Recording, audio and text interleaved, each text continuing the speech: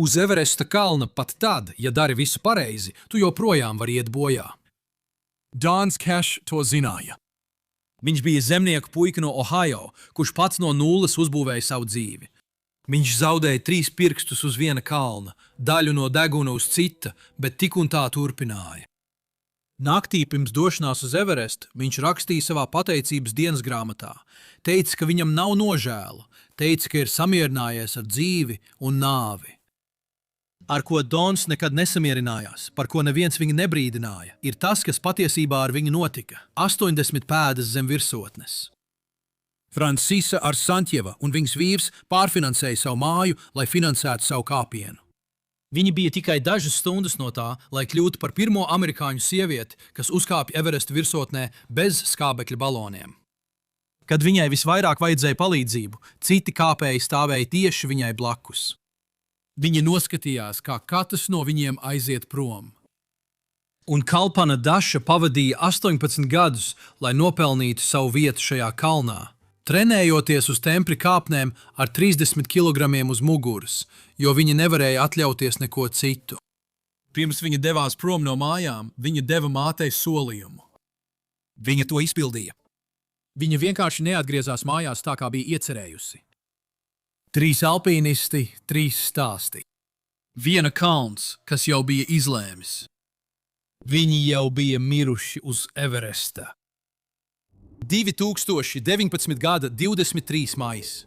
27,000 pēdu augstumā, Everesta kalns. Kāpēji mēģina spērt vēl vienu soli lejup, viņas kājas nepakļaujas. Vējš aurog ar viņas sejas masku ar ātrumu 40 jūdzes stundā. Ar katru smago elpas vilcienu viņas brilles aizsvīst. Katrs solis šķiet kā iešana cauri betonam. Pirms 3 stundām viņa stāvēja pasaules virsotnē, ar paceltām rokām triumfā, smaidot kamerai. Grūtākajai daļai vajadzēja būt jau aiz muguras. Viņa sasniedz virsotni, viņa uzvarēja. Tad kāpēc viņas ķermenis atsakās kustēties? Tieši zem viņas šerpas seja savelkas panikas un samierināšanās sajaukumā, jo viņš jau zina to, ko viņa vēl nezina. Viņš to zināja jau pirms 18 stundām, kad viņi kāpa garām tieši šai pašai vietai, un viņš lūdza viņu griezties atpakaļ. Viņš jau zināja to, ko viņas skābekļa trūkuma nomocītās smadzenes nespēja saprast. Viņa jau ir mirusi vairākas stundas. Viņa to vienkārši vēl nezina. No solījuma, ko viņa deva savai mātei, līdz ziņai, kas salauza visas tautas sirdi. Šis ir Kalpanas Dašas stāsts. Laipni lūdzam, ekstrīm. Ja jūs būtu teicis Kalpanai Dašai 30 gadu vecumā, ka viņa kādu dienu stāvēs uz Everesta virsotnes, viņa droši vien būtu jums iesmējusi sejā, jo nekas viņas izcelsmē neliecināja par elitāru alpīnisti. Viņa piedzima 1966. gada 7. jūlijā Denkanāls apkaimē Odišā, mazā pilsētiņā Austrum Indijā, aptuveni 80 km no štata galvaspilsētas. Denkanāla ir pazīstama ar saviem tempļiem, mežainajiem kalniem un marmora tirdzniecību. Tā noteikti nav vieta, kas izceļas ar pasaules klases alpīnistiem. Viņas tēvs nebija turīgs, viņam nebija ietekmīgu sakaru, bet viņš ļoti mīlēja dabu. Nedēļas nogalēs viņš veda jauno Kalpanu pārgājienos pa vietējiem kalniem, tostarp uz Kapilas virsotni, nelielu kalnu ar templi augšā, kas piesaistīja svētceļniekus, nevis alpīnistus. Viņi kāpa vienkāršos apavos, bez nekādas īpašas ekipējuma, tikai tēvs un meita, kas staigā pa mežiem. Viņas māte bija ģimenes emocionālais balsts, tradicionāla un uzticīga. Tāda māte, kura vēlējās, lai viņas meitai būtu stabilitāte un drošība. Un Kalpana viņai to tieši arī deva. Viņa bija laba skolniece un vēlāk 1991. gadā ieguva jurista grādu. Savos 20. gados Kalpana jau praktizēja kā juriste. Viņa apprecējās ar ārstu Sitakantu Dašu. Viņai bija normāla, stabila, vidusšķiras dzīve mazā Indijas pilsētā. Viņa uzstājās tiesā, risināja lietas, dzīvoja tādu dzīvi, kādu viņas māte viņai bija vēlējusies. Ja jūs būtu satikuši Kalpanu 1996. gadā, 30 gadu vecumā, nekas neliecinātu, ka 10 gadu laikā viņa stāvēs uz Everesta virsotnes. Jo tajā vecumā Kalpana bija juriste, kurai patika pārgājieni. Tas arī viss, bet tad kaut kas mainījās. Varbūt tie bija bērnības pārgājieni kopā ar tēvu. Varbūt tā bija nemieris, kas rodas saprotot, ka tava stabilā dzīve šķiet pārāk šaura. Varbūt tā vienkārši bija balss viņas galvā, kas jautāja, vai tiešām tas ir viss? Lai kas tas arī nebūtu bijis, 2001. gadā 35 gadu vecumā Kalpana Daša iestājās Himalaju alpīnisma institūtā Dārdžilingā, lai apgūtu alpīnisma pamatus. 35.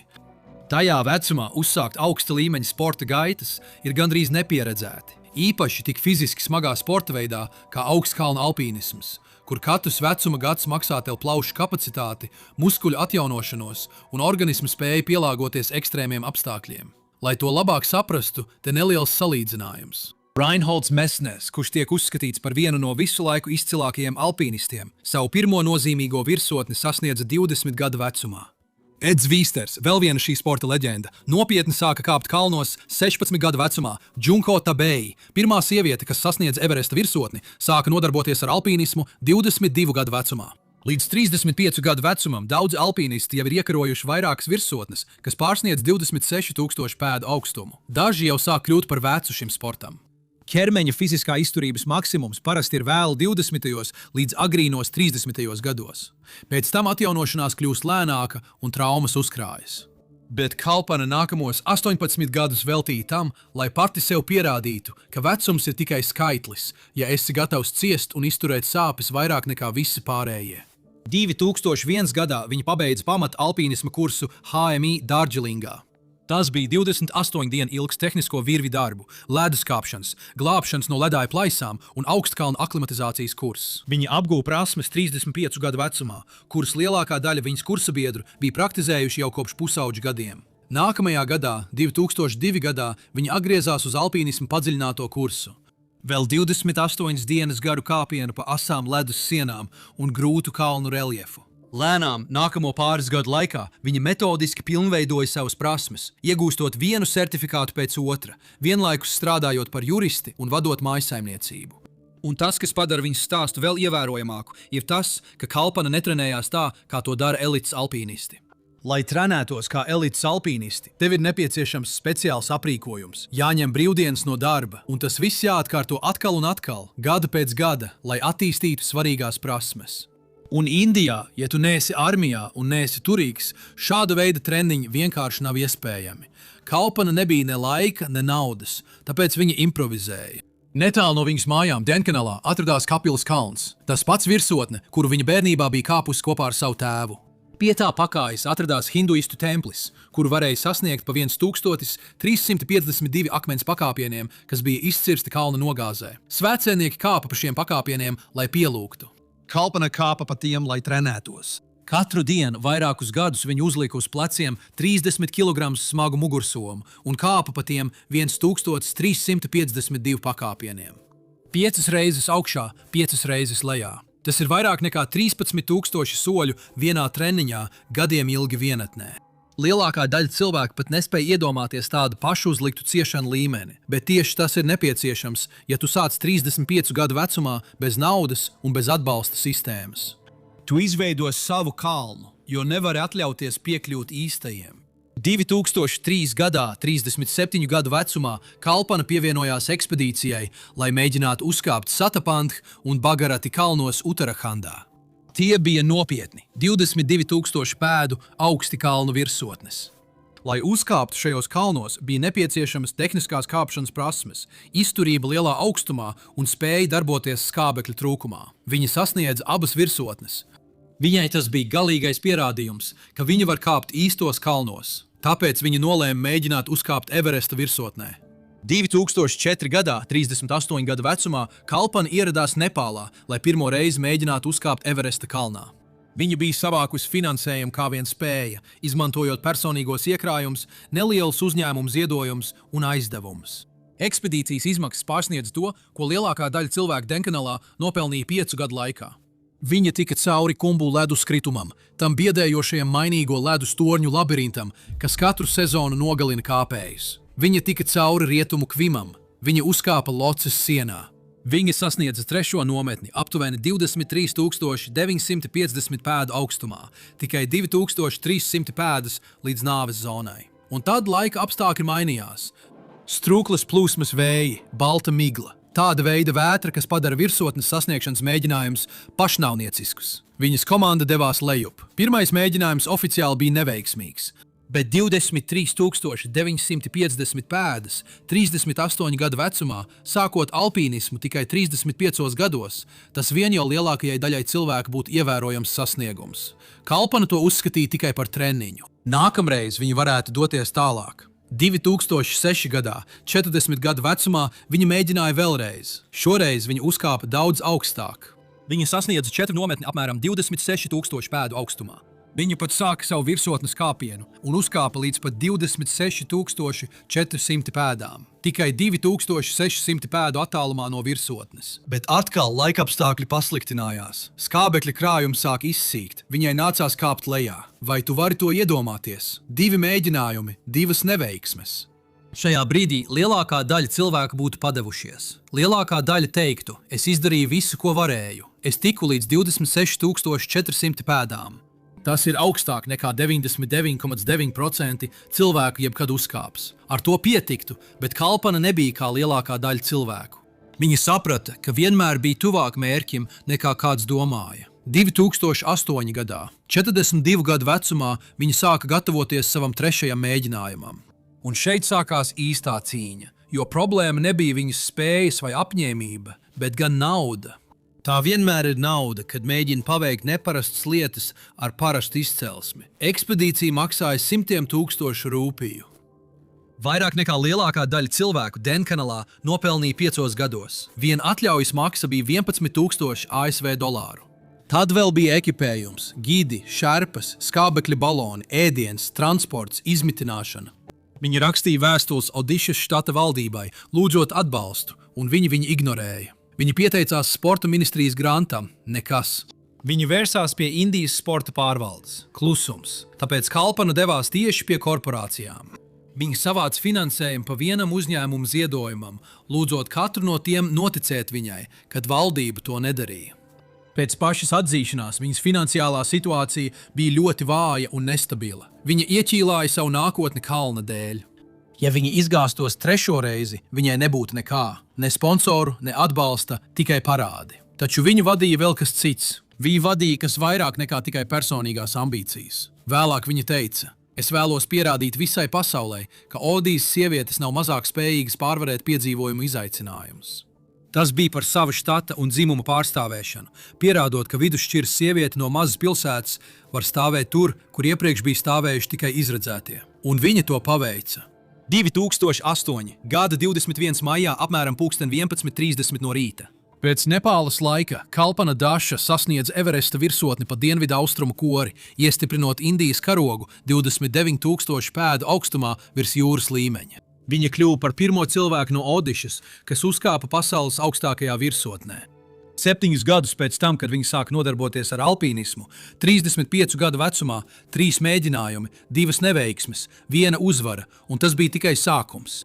Šī virsotne ne tikai pierādīja, ka viņa var uzkāpt Everestā, tā pierādīja, ka šaubu ignorēšana bija atmaksājusies un robežas nav akmenī iecirstas. 2010. gada jūnijā, 44 gadu vecumā, viņa mēģināja uzkāpt Denālī kalnā Aļaskā, kas ir augstākā virsotne Ziemeļamerikā. Denālī ir pazīstams ar skarbiem laikapstākļiem, tehniski sarežģītu kāpšanu un tikai aptuveni 50% panākumu līmeni. Viņa to paveica. 2014. gada oktobrī viņa sasniedza Kilimandžāro virsotni Āfrikā. Tad 2015. gads kļuva par viņas izrāviena gadu. Janvārī viņa sasniedza Aconcagvas virsotni, kas ir augstākais punkts Dienvidamerikā. Jūlijā Elbrusa kalna Krievijā. Laikā no 2008 līdz 2016 gadam Kalpana sistemātiski iekaroja dažas no augstākajām virsotnēm uz Zemes. Viņa kļuva par vienu no nedaudzajām indiešu sievietēm, kurām tas izdevies. Godīgi sakot, tas joprojām ir viens no iespaidīgākajiem alpīnismu sasniegumiem Indijas vēsturē. Kalpanai tas nekad nebija tikai personisks sasniegums. Katra sasniegtā virsotne bija apliecinājums. Katra fotogrāfija bija vēstījums. Sievietes no mazām Indijas pilsētām to var paveikt. Odija kultūra ir pelnījusi atzinību. Sākt vēlu nenozīmē, ka nevari pabeigt. Un 2017. gadā viņa paveica kaut ko tādu, kas noteica viņas mantojumu vairāk nekā jebkura virsotne. Viņa ziedoja visu savu alpīnismu aprīkojumu no 2008. gada Everesta ekspedīcijas Odišas valsts muzejām. Viņas kāpšanas tērps, skābekļa maska, zābaki, ledus cirtņi – viss, kas viņa bija aizvedis līdz pasaules virsotnei. Kāpēc? Pēc viņas pašas vārdiem, lai iedvesmotu un motivētu meitenes un sievietes sasniegt jebko, ko viņas iecerējušas. Kad pienāca 2019. gads, viņa jau bija uzkāpusi dažās no pasaules grūtākajām virsotnēm. Un tajā gadā, 52 gadu vecumā, Kalpana paziņoja, ka atgriezīsies Everestā, lai paveiktu ko vēsturisku. Tagad jūs varētu jautāt, kāpēc atgriezties? Viņa jau bija sasniegusi Everesta virsotni 2008. gadā. Viņai vairs nebija ko pierādīt, taču Kalpana neatgriezās personīgās slavas dēļ. Viņa atgriezās ar vēstījumu. Ekspedīcija tika nosaukta par 3 sieviešu ekspedīciju. Pirmo reizi sievietes no Indijas, Nepāles un Ķīnas mēģinātu sasniegt Everesta virsotni kopā kā vienota komanda. Kalpana pārstāvētu Indiju. Kanči Maja Tamanga, Nepāles pirmā sieviete, kas sasniegusi Everesta virsotni, un ANO sieviešu labas gribas vēstniece, pārstāvētu Nepālu. Liamu Ma no Ķīnas pabeigtu šo trijotni. Ekspedīciju organizēja leģendārais Pembas Dordža Šerpa, kurš 18 reizes ir uzkāpis Everestā un ir Ginesa pasaules rekorda īpašnieks. Nepāles turisma padome šo ekspedīciju nosauca par revolucionāru. Tā tika izveidota, lai popularizētu apmeklē Nepālu 2020 un paustu vēstījumu par sieviešu spējām piedzīvojumu sportā. Tas bija paziņojums par sieviešu iespēju paplašināšanu, reģionālo sadarbību un barjeru pārvarēšanu. Taču tur bija arī kas dziļāks, kas personisks. Mātes dienā, 2019. gada 12. maijā, Kalpana ievietoja fotogrāfiju sociālajos tīklos no Everesta bāzes nometnes 17,500 pēdu augstumā. Fotogrāfijā bija redzama viņas māte, Sila Baladaša, sieviete, kuru viņa bija audzinājusi tajā mazajā pilsētā, kura viņu atbalstīja pat tad, kad valdība to nedarīja, kura 18 gadus bija vērojusi, kā viņas meita dzenas pakaļ neiespējamam sapnim. Un Kalpana pievienoja ziņu odīju valodā blakus savas mātes fotogrāfijai. Bu Asiši Everesta. Māte, es nāku no Everesta. Tā bija meitas solījums mātei, un tas kļuva par frāzi, kas vajā visus, kuri zina šo stāstu. Jo Kalpana Daša tiešām nāca no Everesta. Viņa izpildīja savu solījumu mātei. Viņa vienkārši neatgriezās mājās tā, kā bija domājusi. 2019. gada 20. maijs Everesta bāzes nometne. Kalpana stāv ārā un vēro kalnu. Blakus viņai stāv pieredzējuši gidi un šerpas, kuri nervozi vēro, jo 2019. gada pavasarī kalnā kaut kas nebija kārtībā. Un ik viens, kurš jau gadiem kāpa Everestā, to jūta. Vispirms maija sākumā trāpīja ciklons Fanī. Vētra iznīcināja apmēram 100 teltis otrajā nometnē, apraka aprīkojumu zem 2 pēdu bieza sniega slāņa un izjauca visas sezonas aklimatizācijas grafiku. Komandas, kurām vajadzēja pārvietoties starp nometnēm, bija iestrēgušas bāzes nometnē, gaidot, kad uzlabosies laika apstākļi. Otrkārt, Nepāla tajā sezonā bija izsniegusi 381 kāpšanas atļauju. Tas ir rekords. Pieskaitot šerpus un atbalsta personālu, uz Everesta virsotni īsā labvēlīga laikapstākļu periodā mēģināja uzkāpt no 750 līdz 900 cilvēkiem, kas ir visvairāk kalna vēsturē. Taču pats svarīgākais bija tas, ka problēma bija tieši labvēlīgo laikapstākļu periods. Parasti Everests piedāvā 7 līdz 11 skaidras dienas kāpienam uz virsotni, kas izkliedētas vairāku nedēļu garumā maijā. Dažādas komandas var sadalīt savus mēģinājumus. Daži dodas agri, citi vēlāk. Satiksme izkliedējas. Taču 2019. gadā, pēc tam, kad ciklons Fēnī bija pārgājis, alpīnisti ieguva varbūt 3 līdz 5 dienas. Un viss. Tas nozīmē, ka katra ekspedīcija, kas nedēļām bija gaidījusi bāzes nometnē, devās uz virsotni vienlaicīgi. Ja jūs nekāpjat kalnos, tas varbūt neizklausās pēc kaut kā īpaša. Everests taču ir milzīgs, bet te ir tas, kas jums jāsaprot. Ceļš uz Everesta virsotni lielākoties ir taka, kur var iet tikai pa vienam. Tehniskās vietās, piemēram, Hillary pakāpienā, vienlaikus var pāriet tikai viens cilvēks. Steigties nav iespējams. Jūs piesprādzējaties pie nostiprinātās virves, kāpjat uzmanīgi, un ja priekšā ir 200 cilvēki, jūs gaidāt savu kārtu. Pieredzējuši gidi zināja, ko nozīmē simtiem kāpēju, kas vienlaikus mēģina sasniegt virsotni, milzīgas aizkavēšanās, sastrēgumi. 27,000 pēdu augstumā un augstāk. Kāpēji pat stāvot uz vietas patērē savu skābekļa krājumu. Cilvēki pavada 12, 15, 18 stundas nāves zonā, lai gan tur vajadzētu būt tikai 10 stundas, kas nozīmē, ka cilvēki pārsniegs drošās uzturēšanās robežas un viņiem beigsies skābeklis, kas nozīmē, ka cilvēki mirs. Bet Kalpana jau iepriekš bija uzkāpusi Everesta virsotnē. Jau 2008. gadā viņa pazina šo kalnu. Kopš tā laika viņa 11 gadus bija veltījusi, lai iekarotu katra kontinenta augstāko virsotni. Viņa bija kāpusi bez skābekļa vairākos kalnos. 52 gadu vecumā viņa bija viena no Indijas pieredzējušākajām alpīnistēm. Un viņa nebija šeit personīgās slavas dēļ. Viņa bija šeit, lai paustu vēstījumu par sieviešu iespēju stiprināšanu un reģionālo sadarbību. Nepāles turisma padome to bija nosaukusi par izrāvienu. Mēdī vēroja. Tajā pašā nedēļā vēl viena alpīniste, Anželi Kulkarni, gāja bojā gandrīz identiskos apstākļos. Cits maršruts, citas izvēles, tas pats kalns, tā pati satiksme, tas pats neredzamais atpakaļskaitījums. Tātad, neskatoties uz pūļiem, neskatoties uz saīsināto laikapstākļu logu, neskatoties uz visu, par ko pieredzējušie gidi klusībā uztraucās, 2019. gada 22. maijā apmēram 21:00.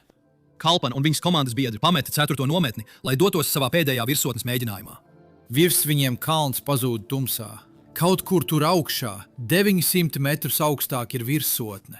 Viņi ieslēdz galvas lukturīšus, piesprādzējas pie nostiprinātajām virvēm un sāk kāpt. Viņu plāns ir diezgan vienkāršs. Kāpt visu nakti, sasniegt virsotni ap saulēktu un nokāpt lejā, kamēr vēl ir daudz dienas gaismas. Parasts virsotnes mēģinājums aizņem 10 līdz 12 stundas turp un atpakaļ. Tas ir tas, ko ķermenis spēj izturēt nāves zonā, bet jau pašā sākumā radās problēma. Kalpana kustējās lēnāk nekā vajadzētu.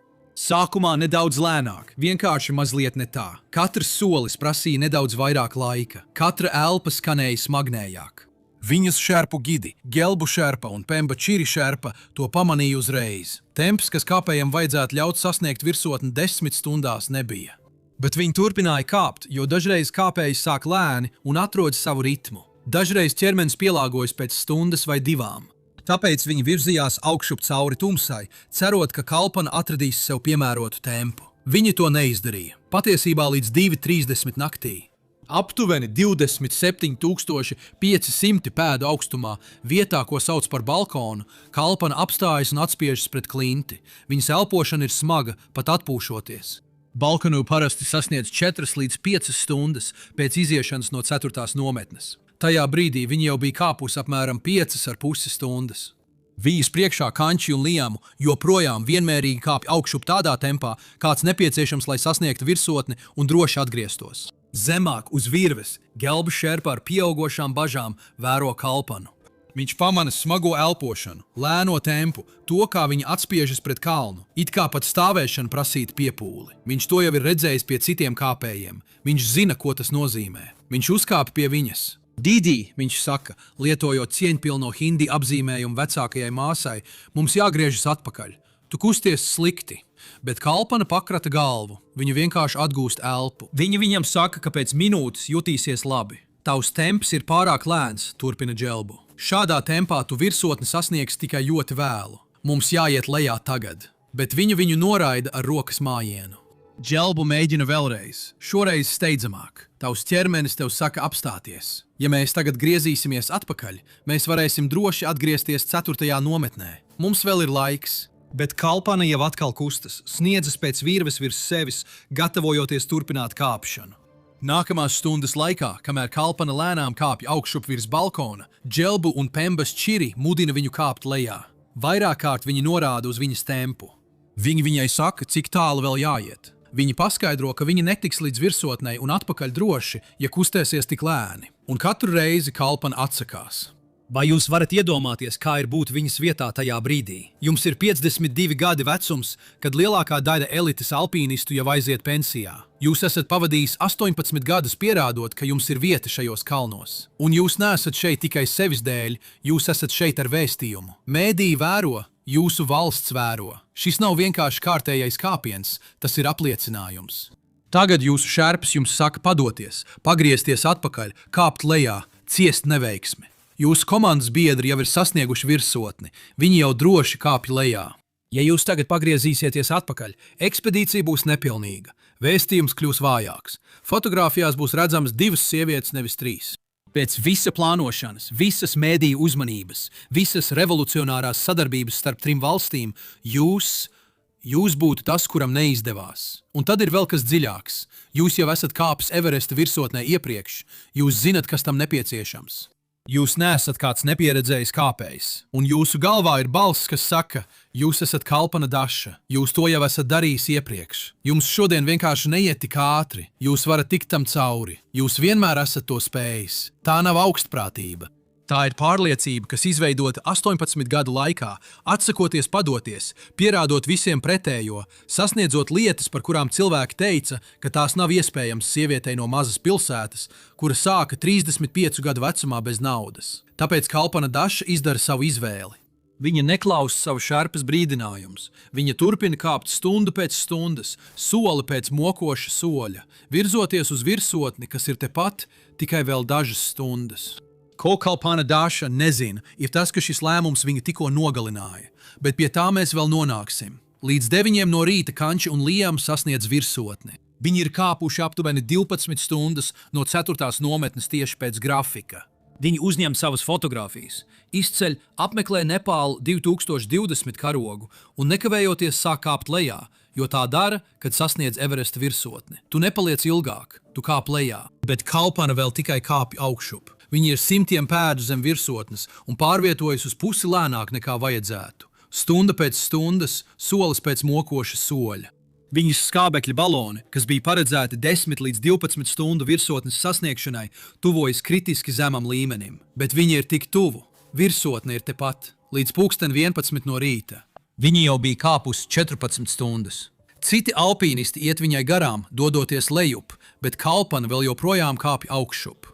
Šerpa Gelbu joprojām ir kopā ar viņu, mudinot viņu kustēties ātrāk. Viņš uztraucas par laiku, bet ko viņš var darīt? Piespiest viņu doties lejā, fiziski viņu nest? 8800 metru augstumā tas ir neiespējami. Apmēram 12:55. 2019. gada 23. maijā Kalpana Daša otro reizi savā dzīvē sasniedza Everesta virsotni.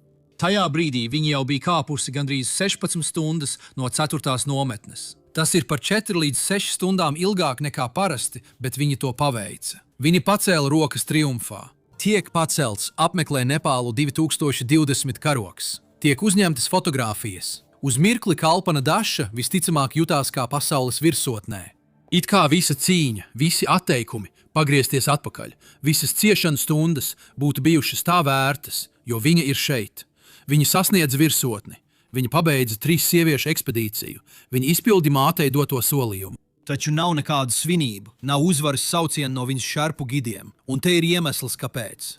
Maksimālais izdzīvošanas laiks nāves zonā ar papildus skābekli ir apmēram 16 līdz 20 stundas. Tā nav vadlīnija. Tā ir robeža, kur cilvēka ķermenis pāriet no izdzīvošanas uz aktīvu miršanu. Kalpana jau 16 stundas ir bijusi virs 26,000 pēdu augstuma. Viņa šobrīd ir pašā augšējā robežā, stāvot uz virsotnes, un viņa pat vēl nav sākusi kāpt lejā. No virsotnes līdz 4. nometnei ir vismaz 4 līdz 5 stundu kāpiens lejup. Ja viņi pārvietojas tādā pašā tempā kā kāpa augšup, tas varētu aizņemt 6 vai 7 stundas, varbūt pat vairāk. Tas nozīmē, ka līdz brīdim, kad viņi sasniegs drošību, viņa būs pavadījusi nāves zonā 22 līdz 23 stundas. Tas ir par 3 līdz 7 stundām ilgāk, nekā vairums alpīnistu uzskata par drošu. Un runājot par skābekli, viņas baloni ir gandrīz tukši. Viņa kāp jau 16 stundas, šie baloni netur mūžīgi. Katrs balons satur apmēram 4 stundas skābekļa pie normālas plūsmas. Viņi izmanto jau 4. balonu, iespējams pēdējo. Kalpana bija nonākusi situācijā, kur izdzīvošana kļūst gandrīz matemātiski neiespējama, bet viņi to vēl nezināja. Apmēram 13:00, kad Kalpana sāk kāpienu lejup no virsotnes, pirmie daži soļi šķiet nepareizi. Viņas labā kāja reaģēja lēni, it kā starp smadzeņu komandas nosūtīšanu un kājas saņemšanu būtu aizkave. Viņa spēr vēl vienu soli, tas pats. Viņas elpošana, kas jau virsotnē bija apgrūtināta, kļūst vēl sliktāka. Katrs ieelpa šķiet nepilnīga. Viņa velk gaisu caur savu skābekļa masku tik stipri, cik vien spēj, bet tas ir kā elpot caur slapju dvieli, un tad sākas sāpes. Abās kājās asa dziļa sāpe. Ne muskuļu sāpes, bet kaut kas cits. Gelbu un Pembačira redz, ka viņa cīnās. Viņi uzreiz nostājas viņai blakus, rokas zem viņas pleciem. Viņi vairs viņu nevada, viņi viņu notur.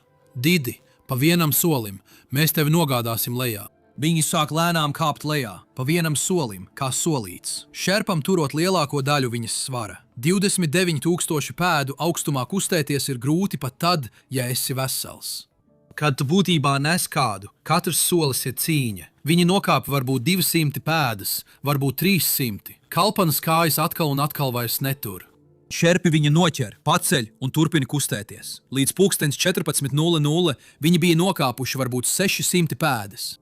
Tagad viņi ir apmēram 28,400 pēdu augstumā, joprojām dziļi nāves zonā. Stundas attālumā no drošās 4. nometnes un Kalpana stāvoklis pasliktinās. Viņas elpošana kļūst arvien izmisīgāka. Neritmiskas elpas, kas izklausās it kā viņas slīgtu. Viņas kājas vairs vispār neklausa. Šerpi viņa nes, velk, kustās tik ātri, cik vien spēja. Bet šajā augstumā ātri nozīmē varbūt 100 pēdas stundā. Ja nes kādu. Dželba caur Kalpanas brillēm skatās viņai sejā. Viņas acis gandrīz vairs nefokusējas, āda kļūst pelēka. Viņš to jau ir redzējis agrāk.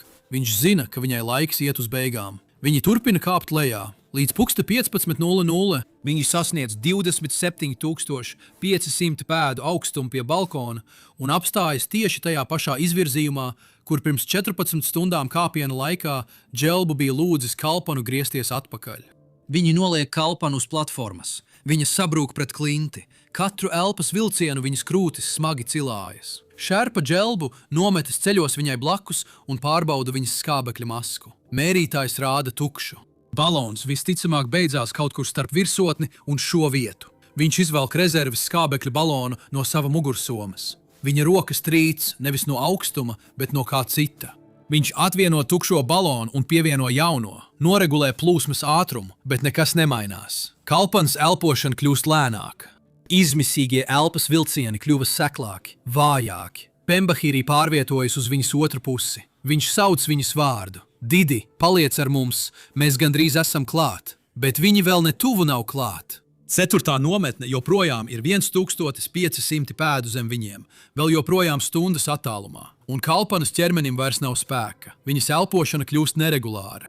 Viens elpas vilciens, pauze, vēl viens elpas vilciens, garāka pauze, un tad viņas krūtis pārstāja kustēties. Dželbu viņu purina, nekas. Viņi paskatās viens uz otru, un abi zina, ko tas nozīmē. Viņi to jau ir redzējuši pie citiem kāpējiem. Kad elpošana apstājas 27,500 pēdu augstumā, atpakaļceļa vairs nav. Viņa ir aizgājusi. Šī sieviete, kur trenējās viena pati uz tempļa kāpnēm, jo nevarēja atļauties profesionālas iespējas, kur atteicās padoties pat tad, kad viņas ķermenis kliedza, lai viņa atgriežas, bija aizgājusi. Un tagad abi šerpi stājas pretī izvēlei, kuru nevienam nevajadzētu pieņemt. Jo 27,500 pēdu augstumā glābšana nav iespējama. Helikopteri nevar lidot tik augstu. Gaiss ir pārāk retināts, lai radītu pacēlumu. Nesot ķermeni lejā no nāves zonas, tas prasītu 8, varbūt 10 stundas nežēlīga darba. Darba, kas nogalinātu arī viņus. Viņi varētu palikt tur kopā ar viņu un nomirt, vai arī viņi var atstāt viņu un izdzīvot. Viņi izvēlas dzīvot, jo ja viņi to nedarītu, arī viņu ģimenēm nāktos viņus apglabāt. Dželbu izvelk virvi no sava mugursomas un nostiprina viņas ķermeni pie klints, lai viņa nenokristu atgūšanas operācijas laikā, kas notiks vēlāk. Un tad viņi pagriežās prom no Kalpanas dašas un sāk kāpt lejup uz 4. nometni. 5 dienas vēlāk, 2019. gada 28. maijā, šerpu komanda veiksmīgi atguva viņas ķermeni bīstamā atgūšanas operācijā.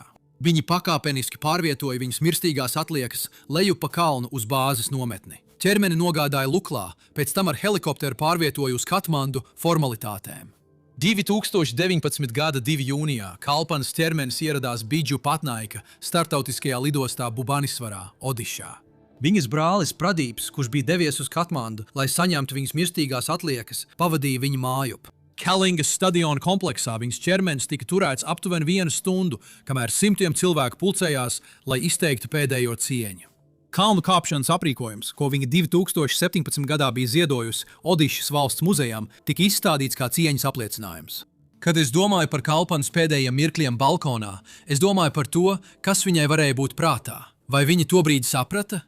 Vai viņi saprata, ka šerpas bija pareizi jau pirms 18 stundām? Vai viņi domāja par savas mātes fotogrāfiju, par solījumu, ko bija devusi? Bosiši, Everests.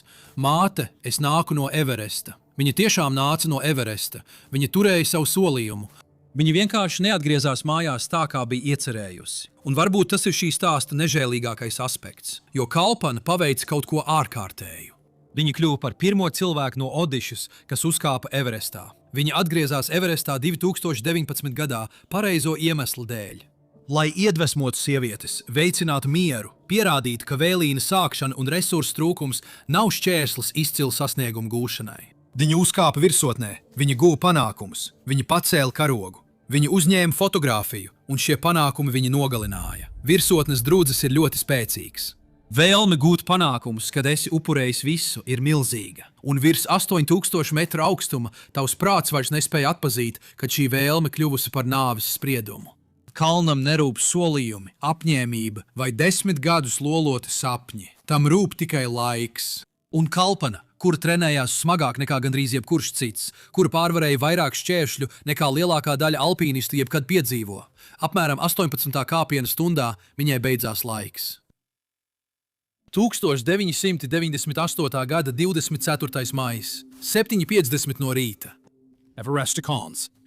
28,000 pēdas virs jūras līmeņa. Viņa nevar kustēties. Viņas kājas saliecas. Viņas rokas ir sastingušas. Viņas acis ir plaši atvērtas, skatās nekurienē. Un viss, ko viņa var čukstēt atkal un atkal, ir neatstāj mani. Es esmu amerikānis. Kāpēc jūs man to darāt? Kāpēji ir tieši tur. Viņi var viņus redzēt, dzirdēt. Viņi skatās uz viņu, viens uz otru, un tad viņi aiziet prom. Viņi skatās, kā viņi aiziet. Dienas pirms šī sirdi plosošā brīža viens vārds izšķīra viņas likteni. Šī alpīniste jau ir mirusi, un viņi to zina. Francisa Arsentjeva un viņas vīrs Sergejs pieņēma lēmumu mēnešus pirms viņa 1998. gadā kāpa uz Everesta. Bija kopā kāps kalnā bez papildu skābekļa, kā īsti līdzvērtīgi partneri.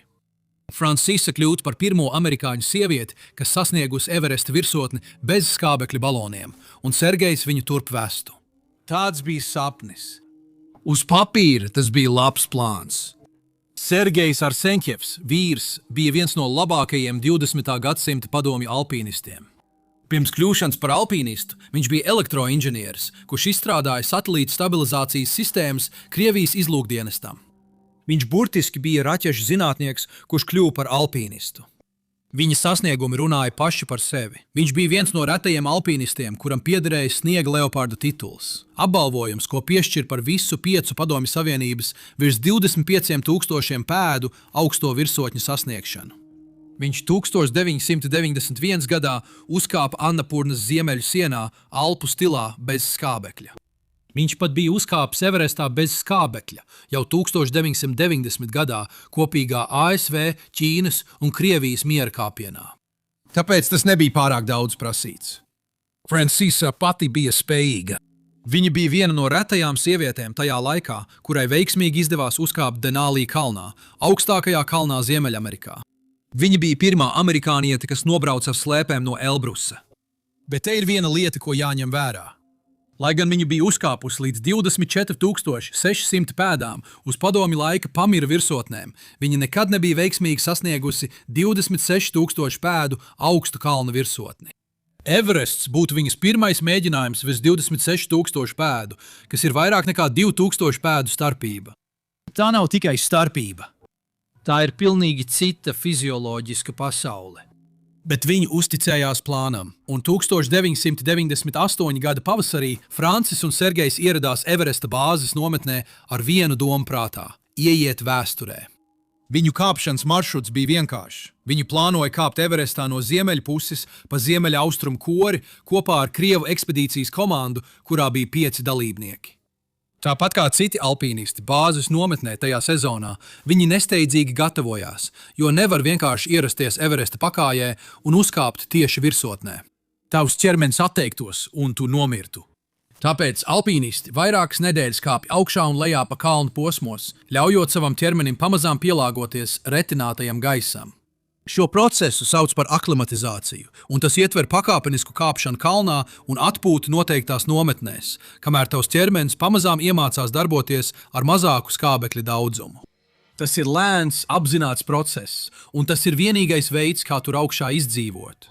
19. maijā Francis un Sergejs sasniedza 6. nometni aptuveni 26,000 pēdu augstumā. Viņi tagad atradās tā sauktajā nāves zonā, kur gaisa skābekļa daudzums nav pietiekams, lai cilvēks ilgstoši izdzīvotu. Jūsu ķermenis sāk mirt. Katru stundu, ko pavadāt šeit, jūsu muskuļi noārdās, orgāni cīnās un smadzenes pamazām cieš badu. Bet viss noritēja pēc plāna. No 6. nometnes viņi veiks savu pēdējo mēģinājumu sasniegt virsotni. Viņu pirmais mēģinājums sasniegt virsotni notika jau nākamajā dienā, 20. maijā, un tieši šeit lietas sāka noiet greizi. Plāns bija atstāt 6. nometni 1:00 naktī, pilnīgā tumsā, izmantojot galvas lukturīšus, lai apgaismotu ceļu.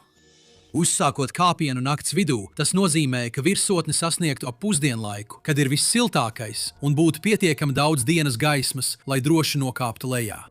Everestā visu izšķir pareizs laiks. Bet, kad Francis un Sergejs pamodās vienos naktī, lai sāktu kāpšanu, viņu galvas lukturīšu baterijas bija izlādējušās. Ekstrēmais augstums. 8200 metru augstumā bija tās iztukšojis. Bez galvas lukturiem viņi nevarēja droši pārvietoties pa tehniski sarežģīto Everest kalnu reliefu tumsā. Tāpēc viņiem nācās gaidīt, līdz saule uzlēca 6:30 no rīta. Kad viņi beidzot sāka kāpt, viņi jau bija zaudējuši 5,5 stundas. Viņi virzījās lēnāk nekā bija plānots bez papildus skābekļa, un kad viņi sasniedza tehniski sarežģītu klints posmu, ko sauc par pirmo pakāpienu, aptuveni 27,900 pēdu augstumā, viņi saprata, ka aprēķini vairs nesakrīt. Bija jau par vēlu dienā. Ja viņi turpinātu, viņiem būtu jālaižas lejā tumsā. Tāpēc viņi pagriezās atpakaļ. Tāpēc viņi atgriezās atpakaļ uz 6. nometni. Tagad tās jau ir 2 naktis nāves zonā. Kad Sergejs sasniedza teltis, viņš devās uz cita alpīnista un komandas biedra Anatolija Mošņikova telti bāzes nometnē un izskaidroja, kas bija noticis. Anatolijs klausījās. Tad viņš izdarīja kaut ko tādu, kas atklāja, cik ļoti viņš bija noraizējies. Viņš iedeva Sergejam rezerves bateriju un piedāvāja kāpt kopā ar viņiem nākamajā mēģinājumā. Bet Sergejs pateicās un atteicās, sakot, viņi tiks galā paši. Viņi mēģinās vēlreiz rīt. Un 21. maijā viņi mēģināja vēlreiz. Bet šoreiz viņa ķermeņi jau rādīja Everest kāpšanas bez papildu skābekļa sekas. Viņi tikko spēja noiet 300 pēdas no 6. nometnes, pirms bija spiesti apstāties. Viņu kājas jutās smagas. Viņu elpošana bija apgrūtināta pat miera stāvoklī. 2 nakšu pavadīšanas virs 26,000 pēdu kumulatīvā ietekme sāka viņus panākt. Tāpēc viņi atkal atkāpās atpakaļ uz 6. nometni. Vēl viens neveiksmīgs mēģinājums. Tagad tās jau ir 3 naktis nāves zonā. Tikmēr tajā pašā dienā Anatolijs, viņa draugs, veiksmīgi sasniedza Everesta virsotni. Un ap 18:00 maijā viņš jau bija atgriezies 6. nometnē no virsotnes. Sergejs viņu apsveica ar panākumiem un sūdzējās par viņu neveiksmīgo mēģinājumu. Anatolijs paskatījās uz Sergeju. Viņš zināja, ka šis viesis jau iepriekš bija uzkāpis Everestā, un viņam bija viss nepieciešamais, lai izdzīvotu tur augšā. Bet viņš arī zināja, ko cilvēka ķermenim nodara 3 naktis nāves zonā. Viņš pats tajā pašā dienā bija sasniedzis virsotni un precīzi zināja, kādā stāvoklī jābūt, lai izdzīvotu tur augšā. Un Francis un Sergejs vairs nebija tādā stāvoklī. Tāpēc viņš teica Sergejam: nāc lejā ar mani, nemēģini vēlreiz, tu esi bijis šeit pārāk ilgi. Jūsu ķermeņi sabrūk. Katru stundu, ko paliekat, jūs kļūstat vājāki, nevis stiprāki. Un Sergejs atkal atteicās. Viņš pateicās Anatolijam par rūpēm, bet teica, ka viņiem viss ir kārtībā. Viņi atpūtīsies vēl vienu dienu, ļaus saviem ķermeņiem atgūties un tad veiks pēdējo mēģinājumu. Tagad, pirms jūs domājat, ka tas bija tīvs pārgalvība vai augstprātība, saprotiet, ko Sergejs aprēķināja savā galvā. Viņš bija darījis lietas kalnos, ko lielākā daļa alpīnistu pat nespēta mēģināt. Viņa sieva bija prasmīga. Viņi gandrīz bija sasnieguši virsotni, pirms laiks viņus piespieda atkāpties. Vēl svarīgāk, viņi bija ieguldījuši visu, kas viņiem bija, lai nonāktu līdz šim brīdim, gan fiziski, gan finansiāli. Viņi bija pārfinansējuši savu māju, lai finansētu šo ekspedīciju, pavadījuši nedēļas, kāpjot augšā un lejā pa kalnu, pieradinot savus ķermeņus pie augstuma, retinātā gaisa. Un Francisa bija tik tuvu savu sapņu piepildīšanai, kļūt par pirmo amerikāņu sievieti, kas uzkāpja Everesta virsotnē bez papildus skābekļa. Kāpēc tagad padoties? Psihologi to sauc par neatgūstamo izmaksu kļūdu. Jo vairāk es ieguldījis kaut ko, jo grūtāk ir no tā atteikties. Pat tad, ja aiziet būtu gudrākā izvēle, tavs prāts saka, mēs esam tikuši pārāk tālu, lai tagad padotos. Mēs esam upurējuši pārāk daudz. Tā nav muļķība, tā vienkārši ir cilvēka daba. Tāpēc Anatolijs devās lejā, kamēr Francis un Sergejs palika. Un 8 stundas vēlāk, 22. maijā 2:00 naktī, viņi pameta 6. nometni savam 3. un pēdējam mēģinājumam. Un šoreiz, lai kas arī notiktu, viņi negrasījās atkāpties, taču jau pašā sākumā viņiem radās problēmas. Viņu temps bija bīstami lēns. Viņi jau bija pavadījuši 4 naktis nāves zonā, un tas bija atstājis sekas. Katrs solis šķita kā brist cauri betonam. Viņu kājas dega ar dziļām nogurdinošām sāpēm, kas nepārgāja, lai cik ilgi viņi atpūstos. Lejā bāzes nometnē Anatolijs Šabanovs, atsevišķas ekspedīcijas vadītājs, ar jaudīgu teleskopu ar 60-kārtīgu palielinājumu, sekoja vairāku alpīnistu komandu gaitām. Aptuveni 10:00 no rīta, apmēram 8 stundas pēc tam, kad Francis un Sergejs bija sākuši kāpienu, Šabanovs pamanīja viņus pie pirmā pakāpiena, apmēram 27,900 pēdu augstumā. Pat no 10,000 pēdu zemāk, caur teleskopu, viņš varēja redzēt, cik lēni viņi kustās. Līdz 14:00 stundas pēc tam, kad viņus bija pamanījuši, viņi bija uzkāpuši tikai līdz 2. pakāpienam, 28,250 pēdu augstumā. 4 stundu laikā viņi bija veikuši 750 pēdas. Tas ir mazāk nekā 200 pēdas stundā. Tādā tempā viņi gandrīz nemaz nekustējās uz priekšu. Tas bija problemātiski, jo 14:00 ir kritisks laiks Everestā. Saule riet ap 18:00. Ja jūs neesat virsotnē vai tās tuvumā līdz 14:00, jums nāksies kāpt lejā tumsā. Un kāpt lejā tumsā 8500 metru augstumā nogurušam ir nāves spriedums. Bet Francis un Sergejs vēl atradās 240 metrus zem virsotnes. Viņiem būtu nepieciešams vismaz vēl 4 stundas, lai veiktu šo attālumu ar savu pašreizējo tempu. Tāpēc viņiem bija jāpieņem lēmums. Tagad pagriezties atpakaļ un izdzīvot, vai arī turpināt kāpt pretī sapnim, kas bija pārņēmis viņus abus, apzinoties, ka katra minūte pēc 14:00 nozīmēja mazāk dienas gaismas kāpšanai lejup, mazāku drošības rezervi, mazāk izredzu atgriezties dzīviem. Viņi turpināja kāpt. Plaks taču 17:45. Rustams Radgopovs, vēl viens alpīnists no ekspedīcijas, kas tajā dienā jau bija veiksmīgi sasniegusi virsotni, kāpa lejup, kad viņš sastapa Francisu un Sergeju uz lēzanas nogāzes apmēram 90 metrus zem virsotnes. Rustams bija izsmelts, viņš bija kāpis kopš rīta ausmas, un viss, ko viņš tagad vēlējās, bija nokļūt drošībā, pirms viņa paša ķermenis atteiksies. Bet, kad viņš ieraudzīja Francisu un Sergeju, tas, ko viņš redzēja, lika viņam apstāties. Francis pēc viņa ziņojumiem pārvietojās mokoši lēni. Viņa bieži apsēdās un cīnījās ar katru soli. Rustamam bija pilnīgi skaidrs, ka šis virsotnes mēģinājums prasīja no viņas visu, ko viņa spēja dot. Tajā brīdī saule jau bija zemu pie horizonta, temperatūra strauji kritās, un viņi vēl nebija pat sasnieguši virsotni. Neskatoties uz savu izsīkumu, neskatoties uz izmisīgo vēlmi doties lejā drošībā, Rustams jūta, ka viņam ir jādara kaut kas. Tāpēc viņš pagriezās un nogāja 150 pēdas atpakaļ augšup pa kalnu krēslas gaismā, tikai lai mēģinātu viņus pārliecināt griezties atpakaļ. Ir par vēlu, viņš viņiem teica. Paskatieties uz sauli, jūs virzāties pārāk lēni. Jums jāgriežās atpakaļ tieši tagad, kamēr jums vēl ir gaisma, lai redzētu ceļu lejup. Bet Sergejs pakratīja galvu un 3. reizi šajā virsotnes mēģinājumā pateica vienu sirdi plosošu vārdu, kas noteica viņas likteni. Nē, neuztraucieties par mums, mēs tiksim galā, viņš teica. Radgopovs atkal paskatījās uz Francisu, kura pūlējās. Viņa neizskatījās labi, bet ko gan viņš vēl varēja darīt? Viņš nevarēja viņus piespiest, un viņam bija jādomā arī par savu izdzīvošanu. Tāpēc Uradkopovs pagriezās un turpināja kāpienu lejup. Un Francis un Sergejs turpināja kāpt virsotnes virzienā, kamēr saule rietēja, temperatūra kritās un ēnas kļuva garākas. Kaut kā nākamo 30 minūšu laikā viņi izlauzās cauri. Viņi atrada kaut ko. Pēdējo apņēmības un izmisuma rezervi, kas deva viņiem spēku pārvarēt pēdējos pāris simtus pēdu. Un apmēram 6:15 vakarā, ātri izzūdošā gaismā, bez papildus skābekļa, pēc 5 dienām virs 27,000 pēdu, Francis un Sergejs sasniedz Everesta virsotni. Viņi to bija paveikuši.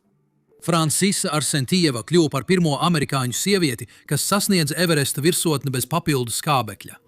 Tas patiesi bija vēsturisks, monumentāls sasniegums, kas ierakstāms vēstures grāmatās. Taču nebija nevienas svinību fotogrāfijas, nebija uzvaras sauciena.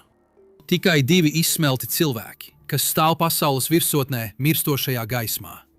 Jau kaut kādā līmenī saprotot, ka viņi ir nonākuši nepatikšanās. Un lūk, kāpēc. No virsotnes 29,029 pēdas, augstumā līdz 6 nometnei 26,900 pēdu. Augstumā ir vairāk nekā 2000 pēdu vertikāls kritums. Labos apstākļos un ar svaigām kājām tas prasa vismaz 4 līdz 5 stundas. Bet Francim un Sergejam nebija ne labvēlīgu apstākļu, ne svaigu kāju. Viņi bija kāpuši jau vairāk nekā 16 stundas. Viņi bija pavadījuši 5 naktis nāves zonā, un saule jau sāka rietēt. Viņiem bija palikušas varbūt 15 līdz 20 minūtes izmantojams krēsls, pirms iestājās pilnīga tumsa. Tas nozīmēja, ka viņiem nāksies kāpt lejā no augstākā kalna pasaulē vismaz 4 stundas. Pilnīgā tumsā, salā un bez skābekļa. Sergejs zināja, ka tas ir pašnāvniecisks gājiens. Viņam tas bija jāzina. Bet viņš arī ticēja, ka viņiem ir drošības tīkls. Redzi, te ir tas, ko es nepieminēju. Kad Sergejs satika Rustamu un teica viņam, lai neuztraucas, tas bija tāpēc, ka viņam bija rezerves plāns. Pirms virsotnes mēģinājuma viņš un Francis bija noslēpuši ārkārtas krājumu 28,280 pēdu augstumā, aptuveni 750 pēdas zem virsotnes. Tajā krājumā viņi bija noglabājuši skābekļa balonu, telti un siltas drēbes. Ideja bija tāda, ka ja viņi sasniegtu virsotni vēlu un tumsā nevarētu nokļūt līdz 6. nometnei, viņi varētu nokāpt līdz krājumam, uzcelt telti, izmantot skābekli un pārlaist nakti patvērumā. Tad, no rīta, ar dienas gaismu un svaigu skābekli, viņi nokāptu atlikušos 1400 pēdas līdz 6. nometnei. Tas, protams, nebija ideāli. Pavadīt nakti 28,280 pēdu augstumā pat teltī būtu nežēlīgi, bet tas bija izdzīvojams. Telts pasargātu viņus no vēja, skābeklis palīdzētu viņiem domāt skaidri, un no rīta viņi varētu redzēt maršrutu. Ko Sergejs nezināja, ko viņš nevarēja zināt, bija tas, ka Radgopovs jau bija pagājis garām viņu krājumam, ejot lejā. Un, kad Radgopovs to pārbaudīja, viņš redzēja, ka skābekļa balons tur bija, bet telts, uz kuru viņi paļāvās, lai pārnakšņotu, 28,280 pēdu augstumā tur nebija. Patiesībā tā atradās 3000 pēdu zemāk, 25,260 pēdu augstumā. Tā nekad nebija bijusi slēptuvē. Tad kāpēc Sergejs domāja, ka tā tur bija? Tagad šeit mums jābūt ļoti uzmanīgiem, jo tas, ko es jums tūlīt pastāstīšu, nav apstiprināts aculiecinieku liecības, bet gan tas, ko alpīnisma eksperti ir rekonstruējuši no pierādījumiem. Un pierādījumi stāsta ļoti konkrētu stāstu. Šie ir fakti. Sergejs pastāstīja Radgopovam, ka viņiem pie slēptuves ir telts. Kad Radgopovs pārbaudīja slēptuvi, tur nebija telts. Un tā kā Francis un Sergejs kāpa bez šerpu atbalsta, viņi bija pilnībā atbildīgi par savu ekipējumu nogādāšanu kalnā. Neviens cits nevarēja ielikt to teltu slēptuvē, tikai viņi paši. No šiem faktiem loģisks secinājums ir tāds, ka Francis un Sergejs vienkārši nespēja savu ārkārtas telti uznest pietiekami augstu. Bet kāpēc? Ir 2 galvenās teorijas. Pirmā ir fizisks izsīkums. Pēc 4 naktīm nāves zonā, bez papildus skābekļa, viņa ķermeņi sāka paši sevi noārdīt. Nesāt papildu 10 līdz 15 mārciņas telts svara līdz 28,280 pēdām, iespējams vienkārši bija pāri tam, ko viņa novājinātie ķermeņi spēja izturēt. Viņi iespējams bija plānojuši pārvietot to augstāk kādā no savām iepriekšējām rotācijām, bet vienkārši to nespēja izdarīt. Otrā teorija ir satraucošāka. Ekstrēmos augstumos cilvēka smadzenes darbojas nepareizi, noteiktos un dokumentētos veidos. Viens no šiem veidiem ir sajaukt nodomu ar realitāti. Sergejs iespējams patiesi ticēja, ka telts ir slēptuvē, jo viņa skābekļa trūkuma nomocītās smadzenes bija sajaukušas plānu. Mēs pārvietosim telti augstāk. Ar atmiņu mēs pārvietojām telti augstāk. 28,000 pēdu augstumā šāda veida kognitīvā kļūme nav vājums, tā ir bioloģija. Mēs nezinām, kurš no šiem ir patiess. Mēs iespējams to nekad neuzzināsim, taču vienu gan mēs zinām. Francis un Sergejs pārliecinoši devās lejup pretī drošības tīklam, kas nemaz neeksistēja. Viņi sasniedza savu krājumu vietu aptuveni 8620 metru augstumā, kādu laiku pēc 19:30 pilnīgā tumsā.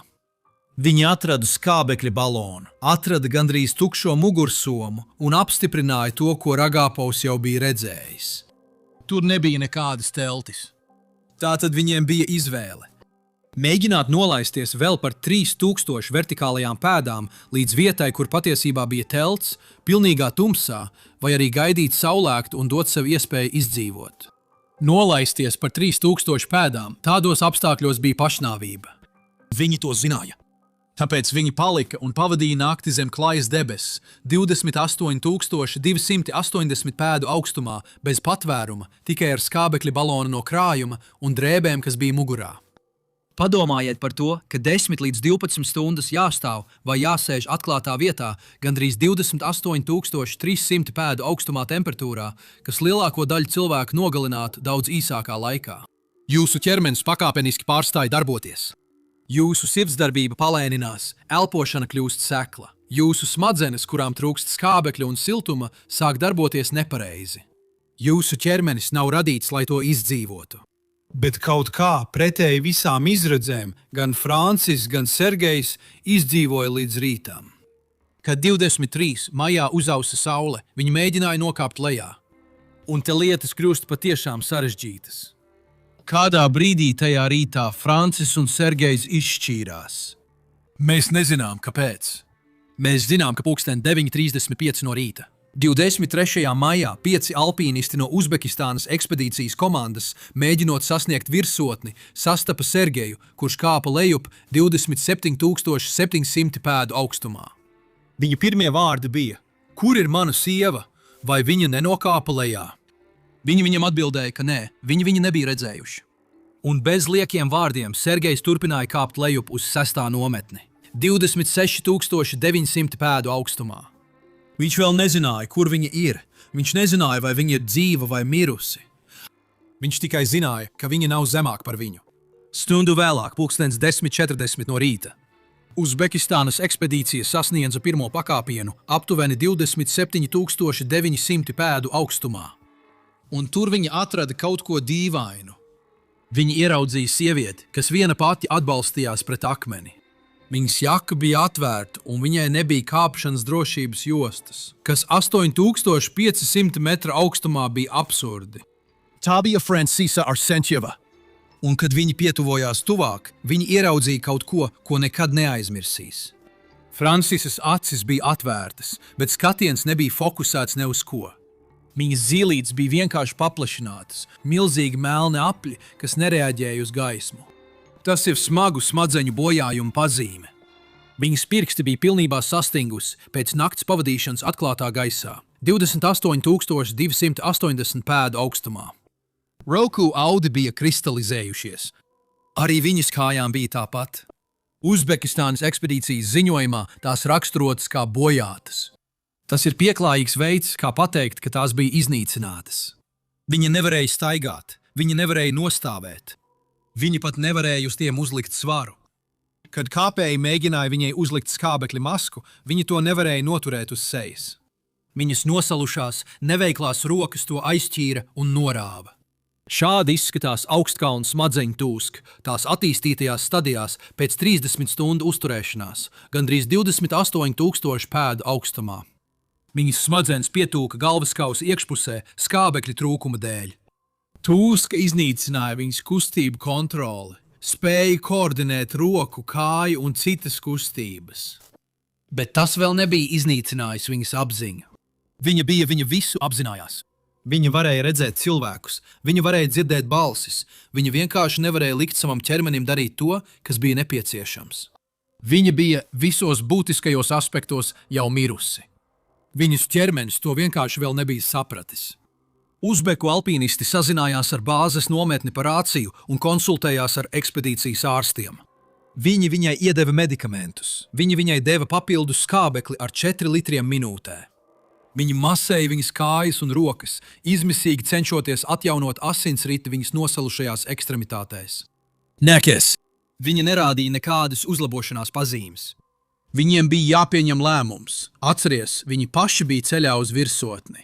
Viņi kāpa jau kopš pirms rītausmas, un viņiem iespējams bija atlicis spēks tikai dažām stundām, lai sasniegtu virsotni un droši nokāptu lejā. Tāpēc viņi sadalīja savu komandu. 3 alpīnisti turpināja ceļu uz virsotni, kamēr 2 palika kopā ar Francisu.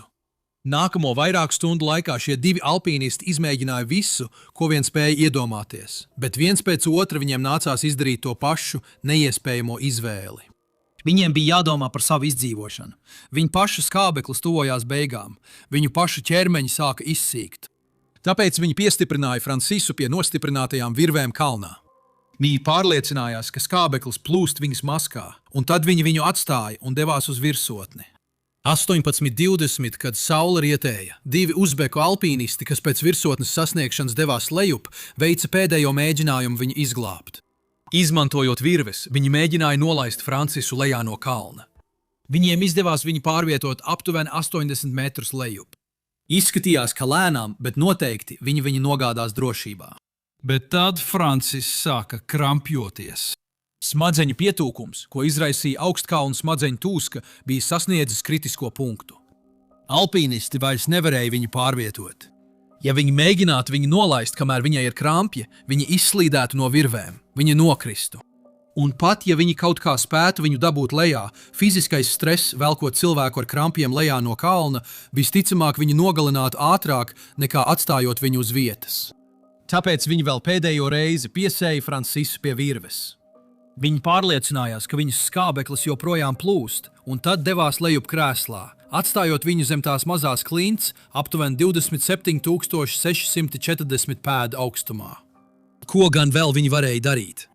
Un tagad Francisa bija patiešām viena, 27,640 pēdu augstumā, piesieta pie virves uz Everesta kalna nogāzes. Kad saule pazuda un temperatūra nokritās, un tumsa pārklāja kalnu.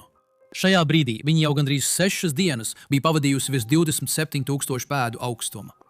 Kad pirmie 3 Uzbekistānas alpīnisti 6:00 vakarā sasniedza 6. nometni.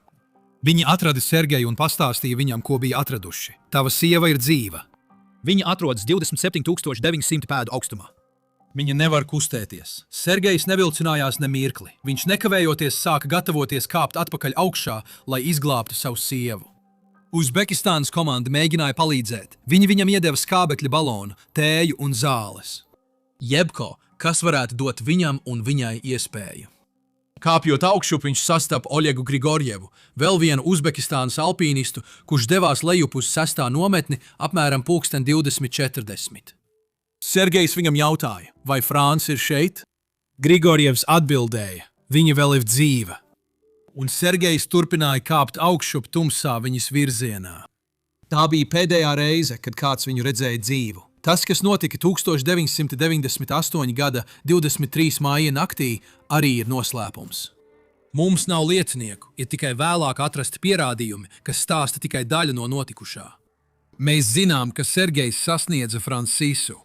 Viņa ledussirtni un virvi atrada aptuveni 45 līdz 60 metru attālumā no vietas, kur nākamajā rītā gulēja Francis, kas nozīmē, ka viņš tika līdz viņam. Mēs nezinām, vai viņa zināja, kad viņš ieradās. Mēs nezinām, ko viņš viņai teica vai ko viņa viņam teica. Mēs nezinām, cik ilgi viņš pie viņas palika, vai ko viņš mēģināja darīt. Tas, ko mēs zinām, ir tas, ka kādā brīdī tajā naktī Sergejs nokrita. Vai nu viņš devās pēc papildus skābekļa, vai mēģināja sameklēt palīdzību, vai vienkārši zaudēja līdzsvaru tumsā un nogurumā.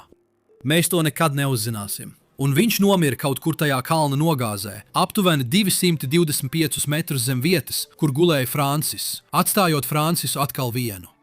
Nākamajā rītā, 24. maijā, otrā alpīnistu grupa atrada Francisu vēl dzīvu.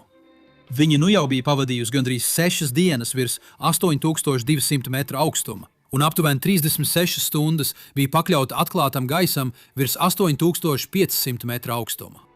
Uzbeku alpīnists Elijas Duhatalins sasniedza viņu pirmais apmēram 7:50 no rīta. Pēc tam sekoja Dienvidāfrikas ekspedīcijas komanda Ians Vudols, Kātija O'Dauda un 4 šerpas. Īpaši Kātija pienāca tuvāk un paskatījās uz Francisas seju, un tas, ko viņa ieraudzīja, palika viņai atmiņā uz visu mūžu. Francisas āda bija pienbalta un pilnīgi gluda, kā porcelāna lellītē. Viņas acis skatījās uz augšu, nesafokusētas, ar zīlītēm kā milzīgiem tumšiem tukšumiem. Viņas garie tumšie mati izplūda pāri sniegam. Viņa izskatījās mierīga, bet viņa mira vislēnākajā, nežēlīgākajā veidā, kāds vien iespējams. Ians Vudols un Šerpa Džangbu mēģināja piecelt Francisu stāvus.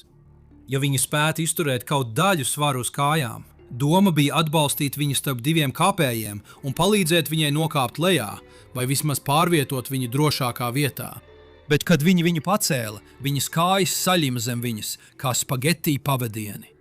Tās bija pilnībā iznīcinātas pēc vairāk nekā 30 stundu ilgas pakļaušanas augstumam. Un tieši tad Francisa sāka runāt. Neatstāj mani! Es esmu amerikānis! Es esmu amerikānis! Kāpēc tu man to dari? Tad viņi atgriezās sākumā. Neatstāj mani! Es esmu amerikānis! Kāpēc tu man to dari? Atkal un atkal, bez pamudinājuma, nereaģējot uz viņu jautājumiem vai balsīm. Viņi viņiem neatbildēja. Viņa nereaģēja uz to, ko viņi teica. Viņa vienkārši atkārtoja tās pašas 3 frāzes pēc kārtas, kā iestrēgusi plate. O'Dauds ar šausmām saprata, ka Francisa patiesībā nesazinās. Viņa nereaģēja. Viņa izdvesa tikai valodas fragmentus. Tie bija mirstošu smadzeņu pēdējie vārdi. Kā mašīna, kas iestrēgusi cilpā, viņas prāts atkārtoja vienīgos vārdus, kuri tai vēl bija pieejami. O'Dauds un Vudols pavadīja ar viņu gandrīz stundu. Viņi deva Francisai tēju, cenšoties panākt, lai viņa iedzer siltu šķidrumu. Viņi vēlreiz pārbaudīja viņas kājas, masēja tās, meklējot jebkādas funkcijas pazīmes, jebkādu zīmi, ka viņi varētu kustēties. Viņi darīja visu, ko spēja. Ar to nepietika. Viņai vairs nevarēja palīdzēt, un viņiem bija jārūpējas par sevi. Tāpēc viņa aizgāja. Viņa iztaisnojās, pagriezās prom un devās lejup. Franciska atkal bija viena, vērojot, kā cilvēki 3. reizi 24 stundu laikā aiziet prom no viņas.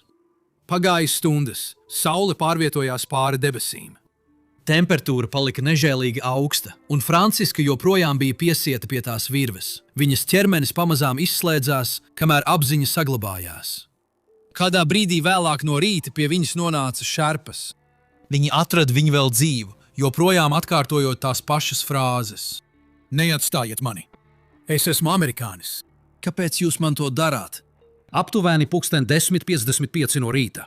1998. gada 24. maijā, apmēram 10:55, Francisa Arcentieva nomira. Šajā brīdī viņa bija pavadījusi aptuveni 48 stundas atklātā vidē. Viņa bija vērojusi, kā cilvēki ierodas, mēģina palīdzēt un aiziet, un viņa nomira, zinot, lai kādā apziņas līmenī viņa vēl būtu, ka neviens vairs neatgriezīsies. Viņai bija 40 gadi. Atskatoties atpakaļ, ir skaidrs, kas nogalināja Francisu un Sergeju. Tā nebija neveiksme. Tā nebija laikapstākļi. Tā nebija nekompetence vai pārgalvība. Sergejs to bija darījis iepriekš. Viņam bija pieredze, viņam bija prasmes. Un Francis viņam pilnībā uzticējās. Bet tas, kas darbojās Sergejam vienam 1990. gadā, neņēma vērā mainīgos, ar kuriem viņi saskārās 1998. gadā. Francis nekad iepriekš nebija kāpis 28,000 pēdu augstā kalnā. Pieredzes plaisa bija milzīga. Līdz brīdim, kad viņi 22. maijā devās trešajā mēģinājumā sasniegt virsotni, viņi jau bija pavadījuši pārāk ilgu laiku nāves zonā. Vēlā virsotnes sasniegšana piespieda neplānotu kāpienu lejup. Neplānotais kāpiens lejup izraisīja grupas izjukšanu. Izjukšana noveda pie nāves. Everestā šādi izskatās panākumi. Laikapstākļi ir stabili, virves ir nostiprinātas, virsotne ir tuvu un rinda virzās uz priekšu. Dons Kešs dara tieši to, kas viņam jādara. Viņš nekrīt panikā, viņš neatpaliek, viņš vienkārši gaida. Bet virs 26,000 pēdām gaidīšana nav neitrāla. Katru minūti tu zaudē kaut ko tādu, ko tavs ķermenis vairs nespēja atgūt. Šeit augšā laiks ir skābeklis, un skābeklis ir izdzīvošana. Priekšā esošā rinda palēninās, tad apstājas. Paskatoties, šķiet, ka nekas nav nepareizi. Nav ne vētras, ne sabrukuma, ne ārkārtas situācijas. Tieši tas padara šo brīdi tik neticami biedējošu. Šī stāsta beigās jūs sapratīsiet, kā, pat ievērojot visas noteikumus uz Everesta, jūs joprojām varat palikt iesprostots bez iespējas nokāpt lejā. 2019. gada 21. maijs. Diena, kad eksperti sāka dēvēt 2019. gada kāpšanas sezonu par gadu, kas salauza Everestu. Tas izklausās pārspīlēti, bet, kad es jums pastāstīšu Dona Keša stāstu, jūs sapratīsiet, kāpēc tas nav pārspīlējams. Dons bija 55 gadus vecs pārdošanas vadītājs no Sendijas, Jūtas štata.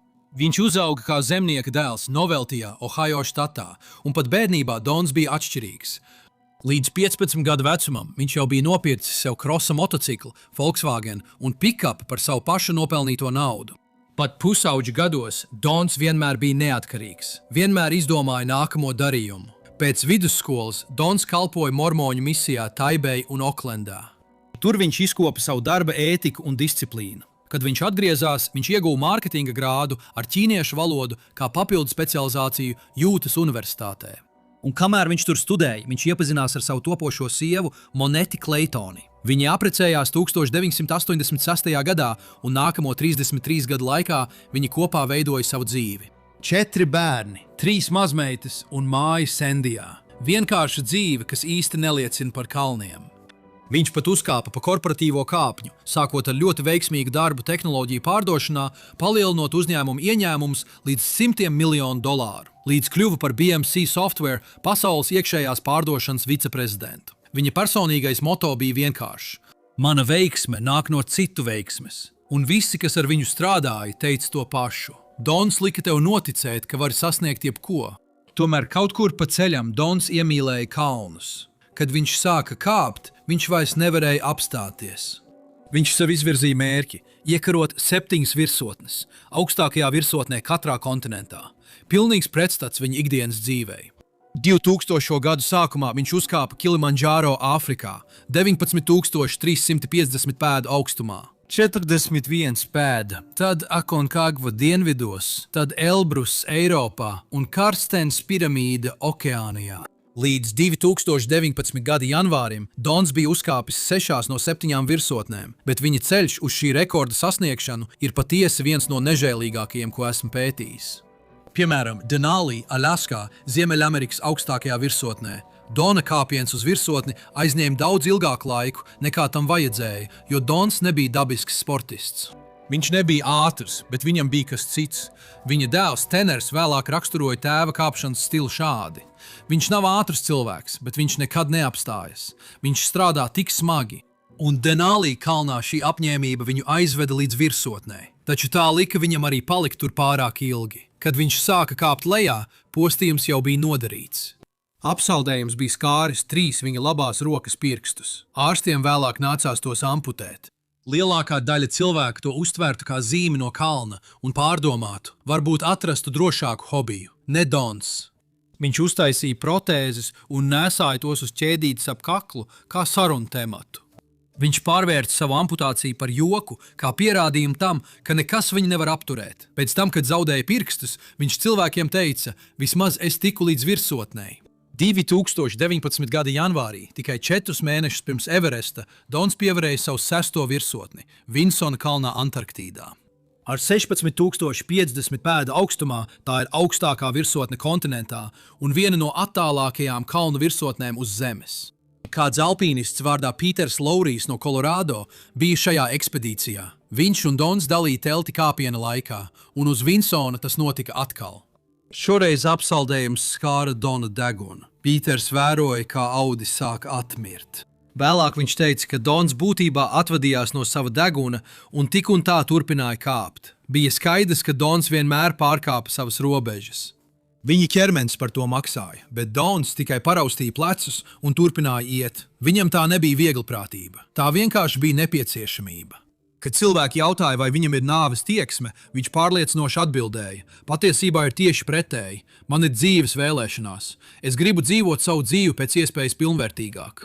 Un dažreiz tas nozīmē arī aprēķinātu risku. Dzīve ir īsa, bez nožēlas. Kad Dons atgriezās no Vinsona 2019. gada janvāra beigās, viņam trūka daļas deguna, bet viņš bija pievarējis savu 6. virsotni. Viņam bija palikusi viena kalna virsotne – Everests. Tā bija pēdējā virsotne, visu viņa pūliņa kulminācija, un Dons bija apņēmies pabeigt iesākto. Tāpēc 2019. gada janvārī Dons izdarīja ko ievērojamu. Viņš pameta savu viceprezidenta amatu BMC Software. Pēc 25 gadiem, kas pavadīti kāpjot pa karjeras kāpnēm, viņš aizgāja, lai kāptu augstākajā kalnā uz Zemes. Viņš pat paziņoja par 5 mēnešu atvaļinājumu LinkedIn un norādīja savu jauno amatu kā galvenais alpīnists. Viņa plāns bija vienkāršs. Vinsons janvārī, Everests aprīlī un maijā, tad jūnijā atgriezties un sākt nākamo savas karjeras nodaļu. Dons domāja, ka viņa plāns ir nevainojams. Viņam nebija ne jausmas, ko sistēma viņam bija sagatavojusi. Neliela atkāpe šajā hausa stāstā. Lai saprastu, kas notika ar Donu, jums ir jāsaprot, kas notika Everestā 2019. gadā, jo šī nebija vienkārši kārtējā kāpšanas sezona. Šis bija tas gads, ko eksperti tagad sauc par gadu, kad Everests salūza. Pirmkārt, tur vienkārši bija pārāk daudz cilvēku. Nepāla tajā pavasarī bija izsniegusi rekordlielu 381 kāpšanas atļauju ārzemniekiem. Katra atļauja maksā $11,000. Tas nozīmē $4,2 miljonus, kas ieplūst Nepālas valdībā tikai no atļauju maksām. Tagad jūs varētu domāt, labi, bet noteikti viņiem ir kādi standarti, vai ne? Noteikti jums ir jāpierāda, ka esat kvalificēts, lai kāptu augstākajā kalnā uz Zemes. Lūk, kas bija nepieciešams, lai 2019. gadā saņemtu atļauju. $11,000 un ārsta izziņa, ka esat vesels. Tas arī viss. Nekādu pierādījumu, ka esat kāpis kalnos iepriekš, nekādu prasību, ka esat sasniedzis kādu virsotni. Viss, kas jums bija nepieciešams, bija ārsta paraksts uz papīra, ka jums nebūs sirdslēkmes. Un, protams, nauda. Tātad jums bija 381 cilvēks ar atļaujām, plus visi viņu šerpas un gidi. Tas ir tūkstošiem cilvēku kalnā. Bet tas kļūst vēl sliktāk, jo maija sākumā negaidīts ciklons pāršalca Himalajus. Un tas nozīmē, ka komandas, kas bija atbildīgas par virvju nostiprināšanu kalnā, aizkavējās. Ekspedīcijām, kas bija gatavas doties, nācās gaidīt. Visi iestrēga bāzes nometnē, vērojot laikapstākļus, tērējot laiku, naudu un skābekli. Kad vētra beidzot pārgāja un apstākļi uzlabojās, laikapstākļu prognozes parādīja kaut ko satraucošu. Būs tikai 5 dienas, kad vējš būs pietiekami mierīgs, lai droši mēģinātu sasniegt virsotni. Salīdzinājumam, 2018. gadā bija 11 pēc kārtas labas laikapstākļu dienas, un pat tad notika negadījumi. Parastā sezonā ekspedīcijas var izkliedēties. Dažas komandas dodas agri, dažas komandas dodas vēlāk. Katram ir iespēja bez drūzmēšanās. Bet 2019. gadā visiem nācās doties vienlaicīgi. Un tā bija milzīga problēma, jo kāpšana Everesta kalnā nav tāda kā kāpšana parastā kalnā, kur vienkārši var aiziet līdz virsotnei. Ceļš augšup lielākoties ir šaura taka, pa kuru var iet tikai viens aiz otra. Ir posmi, kur vienlaikus var iet tikai viens cilvēks. Tu piesprādzējies pie nostiprinātām virvēm un gaidi savu kārtu. Parastā gadā tas būtībā bija neliels traucējums. Labā laika dienā virsotne mēģina sasniegt varbūt 50 vai 60 cilvēki. Tu nedaudz pagaidi, tad kusties, atkal pagaidi, tad atkal kusties. Tas ir lēni, bet process virzās uz priekšu. Bet 2019. gadā virsotne tajā pašā īsajā laika posmā mēģināja sasniegt vairāk nekā 320 alpīnisti. Tas bija ideāls apstākļu sakritums katastrofai, bet Dons to nezināja. Viņš ticēja, ka ir drošās rokās, un šī pārliecība viņam maksāja dzīvību. Kas lika Donam būt tik pārliecinātam? Kāpēc viņš ticēja, ka sistēma viņu pasargās? Atbilde ir vienkārša. Viņš bija izpētījis visu nepieciešamo. Viņš bija nolīdzis profesionāļus. Viņš bija ievērojis noteikumus. Šī nebija Dona pirmā reize Himalajos. Jau 2009. gadā, 10 gadus pirms mēģinājuma uzkāpt Everestā, Dons bija aizvedis savu sievu un 4 bērnus uz Everesta bāzes nometni. Kopā viņi devās pārgājienā līdz 17,000 pēdām, lai varētu redzēt kalnu, lai saprastu, ko Dons kādreiz mēģinās paveikt. Viņi kopā lasīja grāmatas par Everestu, skatījās dokumentālās filmas. Viņa ģimene zināja riskus, vai arī viņi tā domāja. Šim Everesta ekspedīcijai Dons nolīga Pioneer Adventure, Nepāles uzņēmumu ar daudz gadu pieredzi šajā kalnā. Tas nebija pats augstākās klases piedāvājums, bet arī nelētākais. Viņš par kāpienu samaksāja apmēram $35,000. Viņa gidi bija Lakpa Nurbu Šerpa un Pasang Tenjing Šerpa. Abi bija pieredzējuši alpīnisti un profesionāļi, kuri vairāk kārt bija sasnieguši Everesta virsotni. Naktī pirms došanās uz Nepālu 2019. gada sākumā Dons savā pateicības dienas grāmatā ierakstīja pēdējo ierakstu. Viņš rakstīja: "Šodien esmu pateicīgs par savu ģimeni. Gadījumā, ja šis ir mans pēdējais pateicības ieraksts, jo Everestā noticis kas slikts, es vēlos, lai visi zina, cik ļoti mīlu savu sievu, bērnus un visu savu ģimeni un draugus. Esmu nodzīvojis lielisku dzīvi. Dievs man ir svētījis. Man nav nekāda nožēla. Drīz jūs visus satikšu." Dons bija samierinājies ar iespēju nomirt Everestā. Viņš saprata riskus, lavīnes, plaisas ledājā, vētras, nāves zona. Bet tas, kas tūlīt notiks ar Donu, bija kaut kas, ko neviens nevarēja iedomāties. 2019. gada 21. mājas vakars. 4. nometne pie dienvidu pārējas, 26,000 pēdu virs jūras līmeņa. Dons stāvēja ārpus savas teltis. Pēdējo reizi pārbaudot savu aprīkojumu. Skābekļa maska, galvas lukturis, rezerves baterijas. Apkārt arī citi alpīnisti darīja to pašu. Gaiss tur augšā bija ļoti retināts. Katrs elpas vilciens šķita sekls, nepilnīgs. Šis bija viņa brīdis. Viņa pēdējais kāpiens virsotnē, lai pabeigtu 10 gadus ilgušo misiju. Dons paskatījās uz kalnu, un tam, ko viņš redzēja, vajadzēja sniegt mierinājumu. 150 galvas lukturīši vijās augšu pa kalnu tumsā, viens virs otra kā mirdzoša līnija, kas pazuda melnajā debesīs.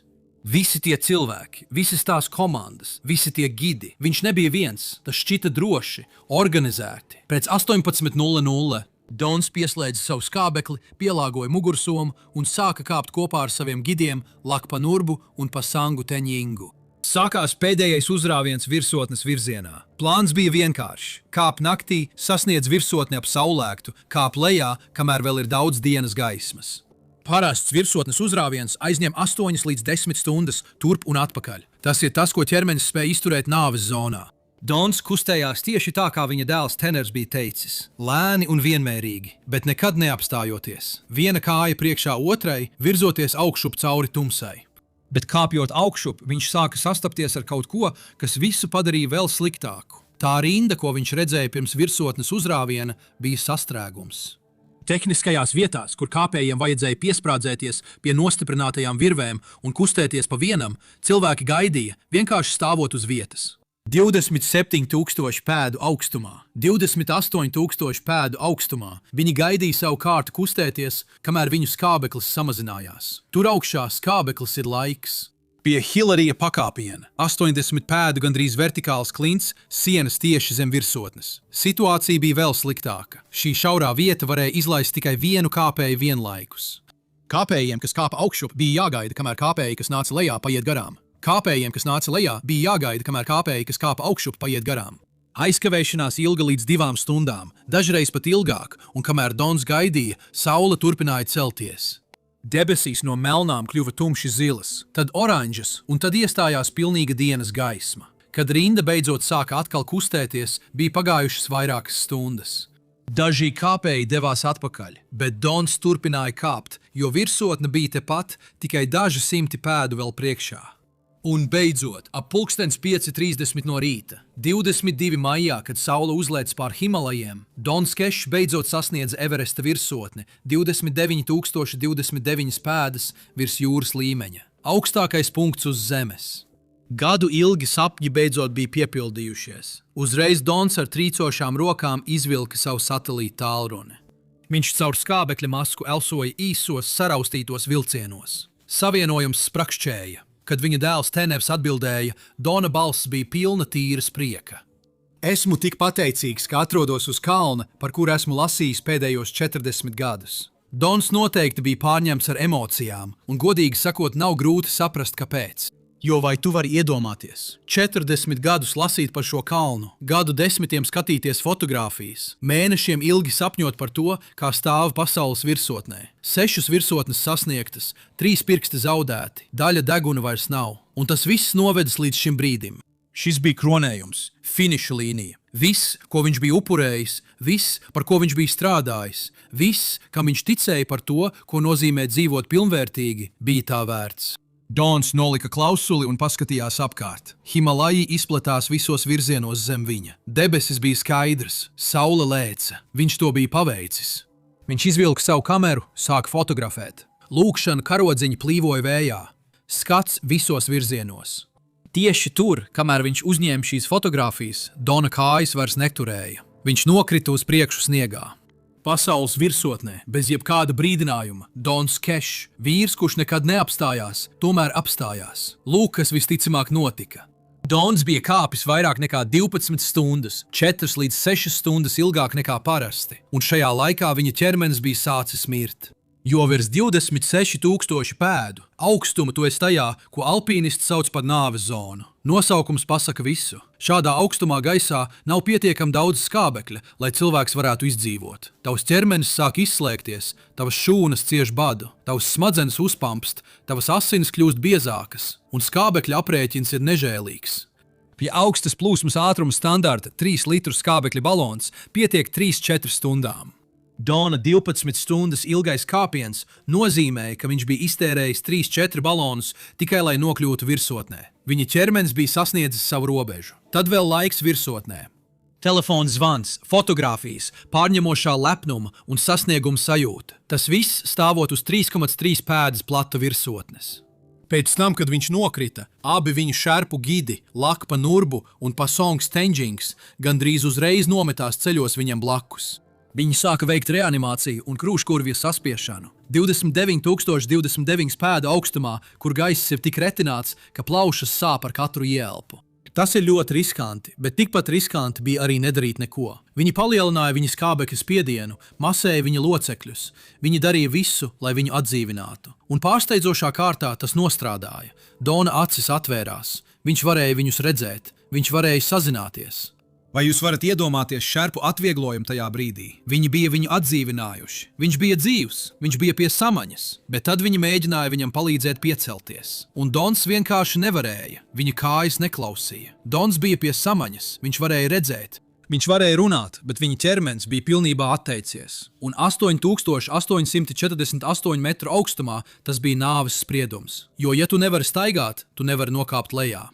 Un, ja tu nevari nokāpt, tu mirsti. Vai tagad ir skaidrs, kāpēc tur bija tāds sastrēgums? Šerpām bija jāpieņem lēmums. Viņi varēja palikt kopā ar Donu virsotnē, mēģināt jebko un cerēt, ka viņš atgūsies, zinot, ka katra minūte, ko viņi tur pavada, lēnām nogalina visus 3. Vai arī viņi varēja mēģināt viņu nogādāt lejā. Viņi izvēlējās viņu nogādāt lejā. Tagad tas bija gandrīz neiespējams uzdevums. Nekustīga alpīnista pārvietošana nāves zonā ārkārtējā augstumā prasa ārkārtēju spēku un drosmi.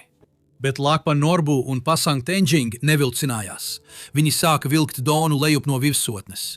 Viņi tika 80 vertikālas pēdas lejup, 80 pēdas no vietas, kur Dons bija sasniedzis savu sapni. Viņi sasniedza Hilarija pakāpienu. Un tieši tur šis stāsts no sirdi plosoša pārvēršas par vienu no nežēlīgākajām nāvēm, kādu jebkad esmu pētījis. Kad Lakpa Nurbu un Pasang Tenģing kopā ar Donu sasniedza Hilarija pakāpienu, viņu sirdis sažņaudzās, ieraugot, kas gaida lejā.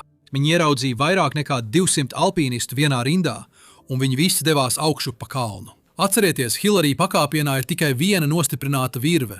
Vienlaikus var iet tikai viens cilvēks. Ja kāds kāpj augšup, tev jāgaida. Ja kāds kāpj lejup, tev arī jāgaida. Normālos apstākļos tu vari gaidīt 10 minūtes. 15 minūtes. Tas ir kaitinoši, bet izturami.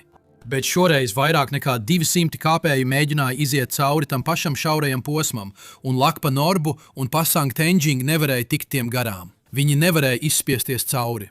Viņi nevarēja nest Donu apkārt rindai. Vienīgais ceļš uz drošību bija bloķēts. Tāpēc viņi gaidīja savu kārtu, ar Donu guļot sniegā starp viņiem. 28,770 pēdu augstumā. Nāves zonā Pioneer Adventure vēlāk ziņoja, ka viņi gaidīja savu kārtu vismaz 2 stundas. 2 stundas! Padomājiet, ko tas nozīmē. 4. nometne ar patvērumu, medicīnas piedarumiem un iespēju stabilizēt Donu atradās tikai 2700 vertikālo pēdu zem viņiem. Normālos apstākļos tas būtu 4 līdz 6 stundu kāpiens lejup, taču viņi nevarēja kustēties nevis dabisku apstākļu dēļ, bet gan cilvēku radītu negadījumu dēļ. Un kamēr viņi gaidīja, Dons mira. Šerpas darīja visu, ko spēja. Viņi deva Donam savu skābekli, upurējot savas izdzīvošanas iespējas, lai mēģinātu viņu uzturēt dzīvu. Viņi centās viņu pēc iespējas vairāk sasildīt nežēlīgajā vējā. Viņi runāja ar viņu, viņi centās viņu noturēt pie samaņas. Bet nežēlīgā nāves zonas realitāte ir tāda, ka tavs ķermenis tur augšā var izdzīvot tikai noteiktu laiku. Un Dons jau bija pavadījis vairāk nekā 12 stundas virs 26,000 pēdu augstuma. Viņa ķermeņa temperatūra kritās. Augstums šajā augstumā apvienojumā ar izsīkumu lika viņa ķermenim pakāpeniski atteikt sistēmu pēc sistēmas. Šerpas turpināja viņu pārbaudīt, centās viņu uzturēt pie samaņas, bet minūtēm pārvēršoties stundās, viņi redzēja, kā viņš izdziest. Viņi cerēja, ka viņš izturēs, jo tas bija viss, ko viņi varēja darīt. Cerība, ka rinda virzīsies uz priekšu un viņi varēs viņu nogādāt uz 4. nometni, pirms būs par vēlu, bet rinda nevirzījās pietiekami ātri. Un tad, kaut kad to 2 stundu gaidīšanas laikā, Dons sabruka 2. reizi. Šerpas nekavējoties atkal sāka veikt reanimāciju. Atkal krūškurvja saspiešana, atkal skābeklis. Viss, ko viņi bija darījuši iepriekš, 1. reizi viņu atgrieza, bet šoreiz nebija nekādas reakcijas. Dona acis neatvērās, viņa krūtis necēlās, viņa ķermenis nereaģēja. Šoreiz viss bija beidzies. Donalds Lins Kešs nomira pie Hillarija pakāpiena, 80 pēdu attālumā no vietas, kur viņš bija piepildījis savu 40 gadu sapni, 2700 pēdas virs drošības zonas. Viņš nemira no lavīnas, ne no kritiena, ne no vētras, ne no kāda no riskiem, uz kuriem viņš bija gatavojies un ar kuriem bija samierinājies. Viņš nomira sastrēgumā uz Everesta kalna, stāvot rindā, kamēr viņa ķermenis atteicās darboties, bet 2 šerpas, kuri bija riskējuši ar savām dzīvībām, cenšoties viņu glābt, bezpalīdzīgi noskatījās. Sistēma, kas bija paņēmusi viņa $35,000 un izsniegusi viņam atļauju, nespēja viņu nogādāt lejā dzīvu. Skumjākais ir tas, ka Dons nebija vienīgais, kurš tajā sezonā gāja bojā. 2019. gada pavasara sezona uz Everesta kalna prasīja 11 alpīnistu dzīvības. 4 bija Indijas pilsoņi, 2 īri, 2 amerikāņi, ieskaitot Donu, 1 brits, 1 austrietis un 1 nepālietis. Un šīm nāvēm bija kaut kas satraucošs kopīgs. Lielākā daļa mira no izsīkuma, no iestrēgšanas sastrēgumos, no skābekļa trūkuma, gaidot rindā. Bet Dona nāvē ir viena biedējoša detaļa. Atceries Pīteru Lauriju, alpīnisti, kurš dalīja telti ar Donu uz Vinsona kalna un pirms 4 mēnešiem skatījās, kā viņš atvadās no sava deguna, ko bija skāris apsaldējums. Pīters sasniedza Everesta virsotni 23. maijā 1 dienu pēc Dona nāves. Un kāpjot augšup, viņš pagāja garām Dona ķermenim, kas joprojām bija viņa košajā dūnu kostīmā, zābakiem, kas bija līdz pusei apklāti ar sniegu, miris mazāk nekā pirms 24 stundām. Pīters žurnālistiem teica: Es domāju, ka redzēšu līķus pirms 5, 10 vai 20 gadiem, nevis no šīs sezonas. Es nebiju garīgi sagatavojies redzēt cilvēkus, kuri bija miruši mazāk nekā diennakti. 4 mēnešus iepriekš viņi bija dalījuši telti, dalījušies stāstos, viņus vienoja viens sapnis. Tagad Pīters, dodoties uz virsotni, pārkāpa pāri viņa ķermenim. Tāds Everests bija kļuvis. Kā tas notika? Kā kalns, kurš ir ticis uzkāpts 1000 reižu, pārvēršas par nāves slazdu. Atbilde nav kalnā, bet gan ekonomikā. Nepāles turisma ministrija neveic uzskaiti par to, cik daudz alpīnistu atgriežas mājās dzīvi. Viņi to neuzskaita, bet viņi gan uzskaita ieņēmumus. Turisms veido aptuveni 7% no visas Nepāles IKP. Tas ir 40,000 līdz 50,000 sezonas strādnieku, kuru iztika ir atkarīga no Everesta. Nepāles valdība 2019. gadā no atļaujām ieguva $4,2 miljonus, bet tas ir tikai sākums. Kāpēc tērē naudu gidiem, aprīkojumam, nesējiem, ēdienam un naktsmītnēm? Kopējā ekonomiskā ietekme sasniedz $100 miljonu. Tāpēc, kad cilvēki jautā, kāpēc Nepāla neievieš stingrākas prasības, atbilde ir vienkārša. Viņi to nevar atļauties. Katrs ierobežojums viņiem izmaksā naudu. Katrs kāpējs, kuru viņi atsaka, ir zaudēti ienākumi. Un valstī, kur vidējie gada ienākumi ir ap $100, tā nav izvēle, ko viņi var viegli pieņemt. Šī problēma parādās tajā, kā Nepāla īsteno savus noteikumus, vai drīzāk kā to nedara. Pēc 2019. gada nāvēm Nepāla paziņoja par jauniem noteikumiem. Kāpējiem būtu jāpierāda, ka viņi ir sasnieguši virsotnes virs 18,000 pēdu augstuma. Gidu kompānijām būtu nepieciešama 3 gadu pieredze augstkalnu ekspedīciju organizēšanā. Tas izklausījās iespaidīgi, nopietni, it kā Nepāla beidzot sāktu nopietni uztvert drošību. Taču daži eksperti to nosauca par regulējuma teātri. Priekšlikumiem, kas izskatās pēc rīcības, bet patiesībā neko nemaina. Viņiem bija taisnība. Aizliegums kāpt vienatnē tika ieviests 2017. gadā, tad atkārtot ieviests 2019. gadā, tad atkal 2023. gadā un vēlreiz 2025. gadā. Nekad netika īstenots. Pieredzes prasības tika ierosinātas vairākas reizes, bet nekad netika īstenotas. Tendence ir skaidra. Ik pēc pāris gadiem notiek traģēdija, tad seko sašutums, tad solījumi, tad viss turpinās kā ierasts, un tad atkal jauni upuri. 2020. gada sezona tika atcelta Covid dēļ. Kad kāpšana atsākās 2021. gadā, Nepāla izsniedza vairāk nekā 400 atļaujas. Līdz 2023. gadam tika izsniegtas rekordlielas 478 atļaujas. Tajā sezonā gāja bojā 17 līdz 18 cilvēki, kas ir vairāk nekā 2019. gadā. Sistēma, kas nogalināja Donu Kešu, joprojām darbojas tieši tāpat. Dona Keša ķermenis joprojām atrodas augstu Everesta kalnā. Atgūšana maksātu no 40 līdz 70 tūkstošiem dolāru. Tas arī prasītu 10 šerpiem riskēt ar savām dzīvībām. Viņa ģimene nolēma to nemēģināt. Saskaņā ar Dona nekrologu viņš bija lūdzis, lai viņa ķermenis paliek kalnā. Ģimene nekad neiesūdzēja Pioneer Adventure tiesā un publiski nevainoja gidus. Doņa brālis nosūtīja ziņu uz Nepālu. Lūdzu, pasakiet Norbo un Tensingam mūsu ģimenes dziļu pateicību par viņu varonīgajiem centieniem izglābt Donu. Ģimenes cēlums. Tas ir skaisti, bet lūk, ko viņu cēlums nespēja mainīt. Dons bija samierinājies ar domu nomirt uz Everesta. Viņš par to rakstīja savā dienas grāmatā.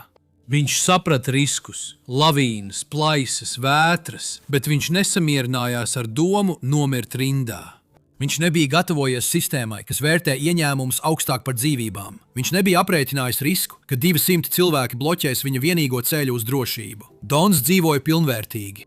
Viņš piepildīja savu sapni un stāvēja pasaules virsotnē. Bet 80 pēdu attālumā no šīs virsotnes satiksmes sastrēgums viņu nogalināja. Un pēc 5 gadiem šī rinda joprojām tur ir. Paldies, ka skatījāties un tiekamies nākamajā reizē. Esiet drosmīgi un dzīvojiet drosmīgi!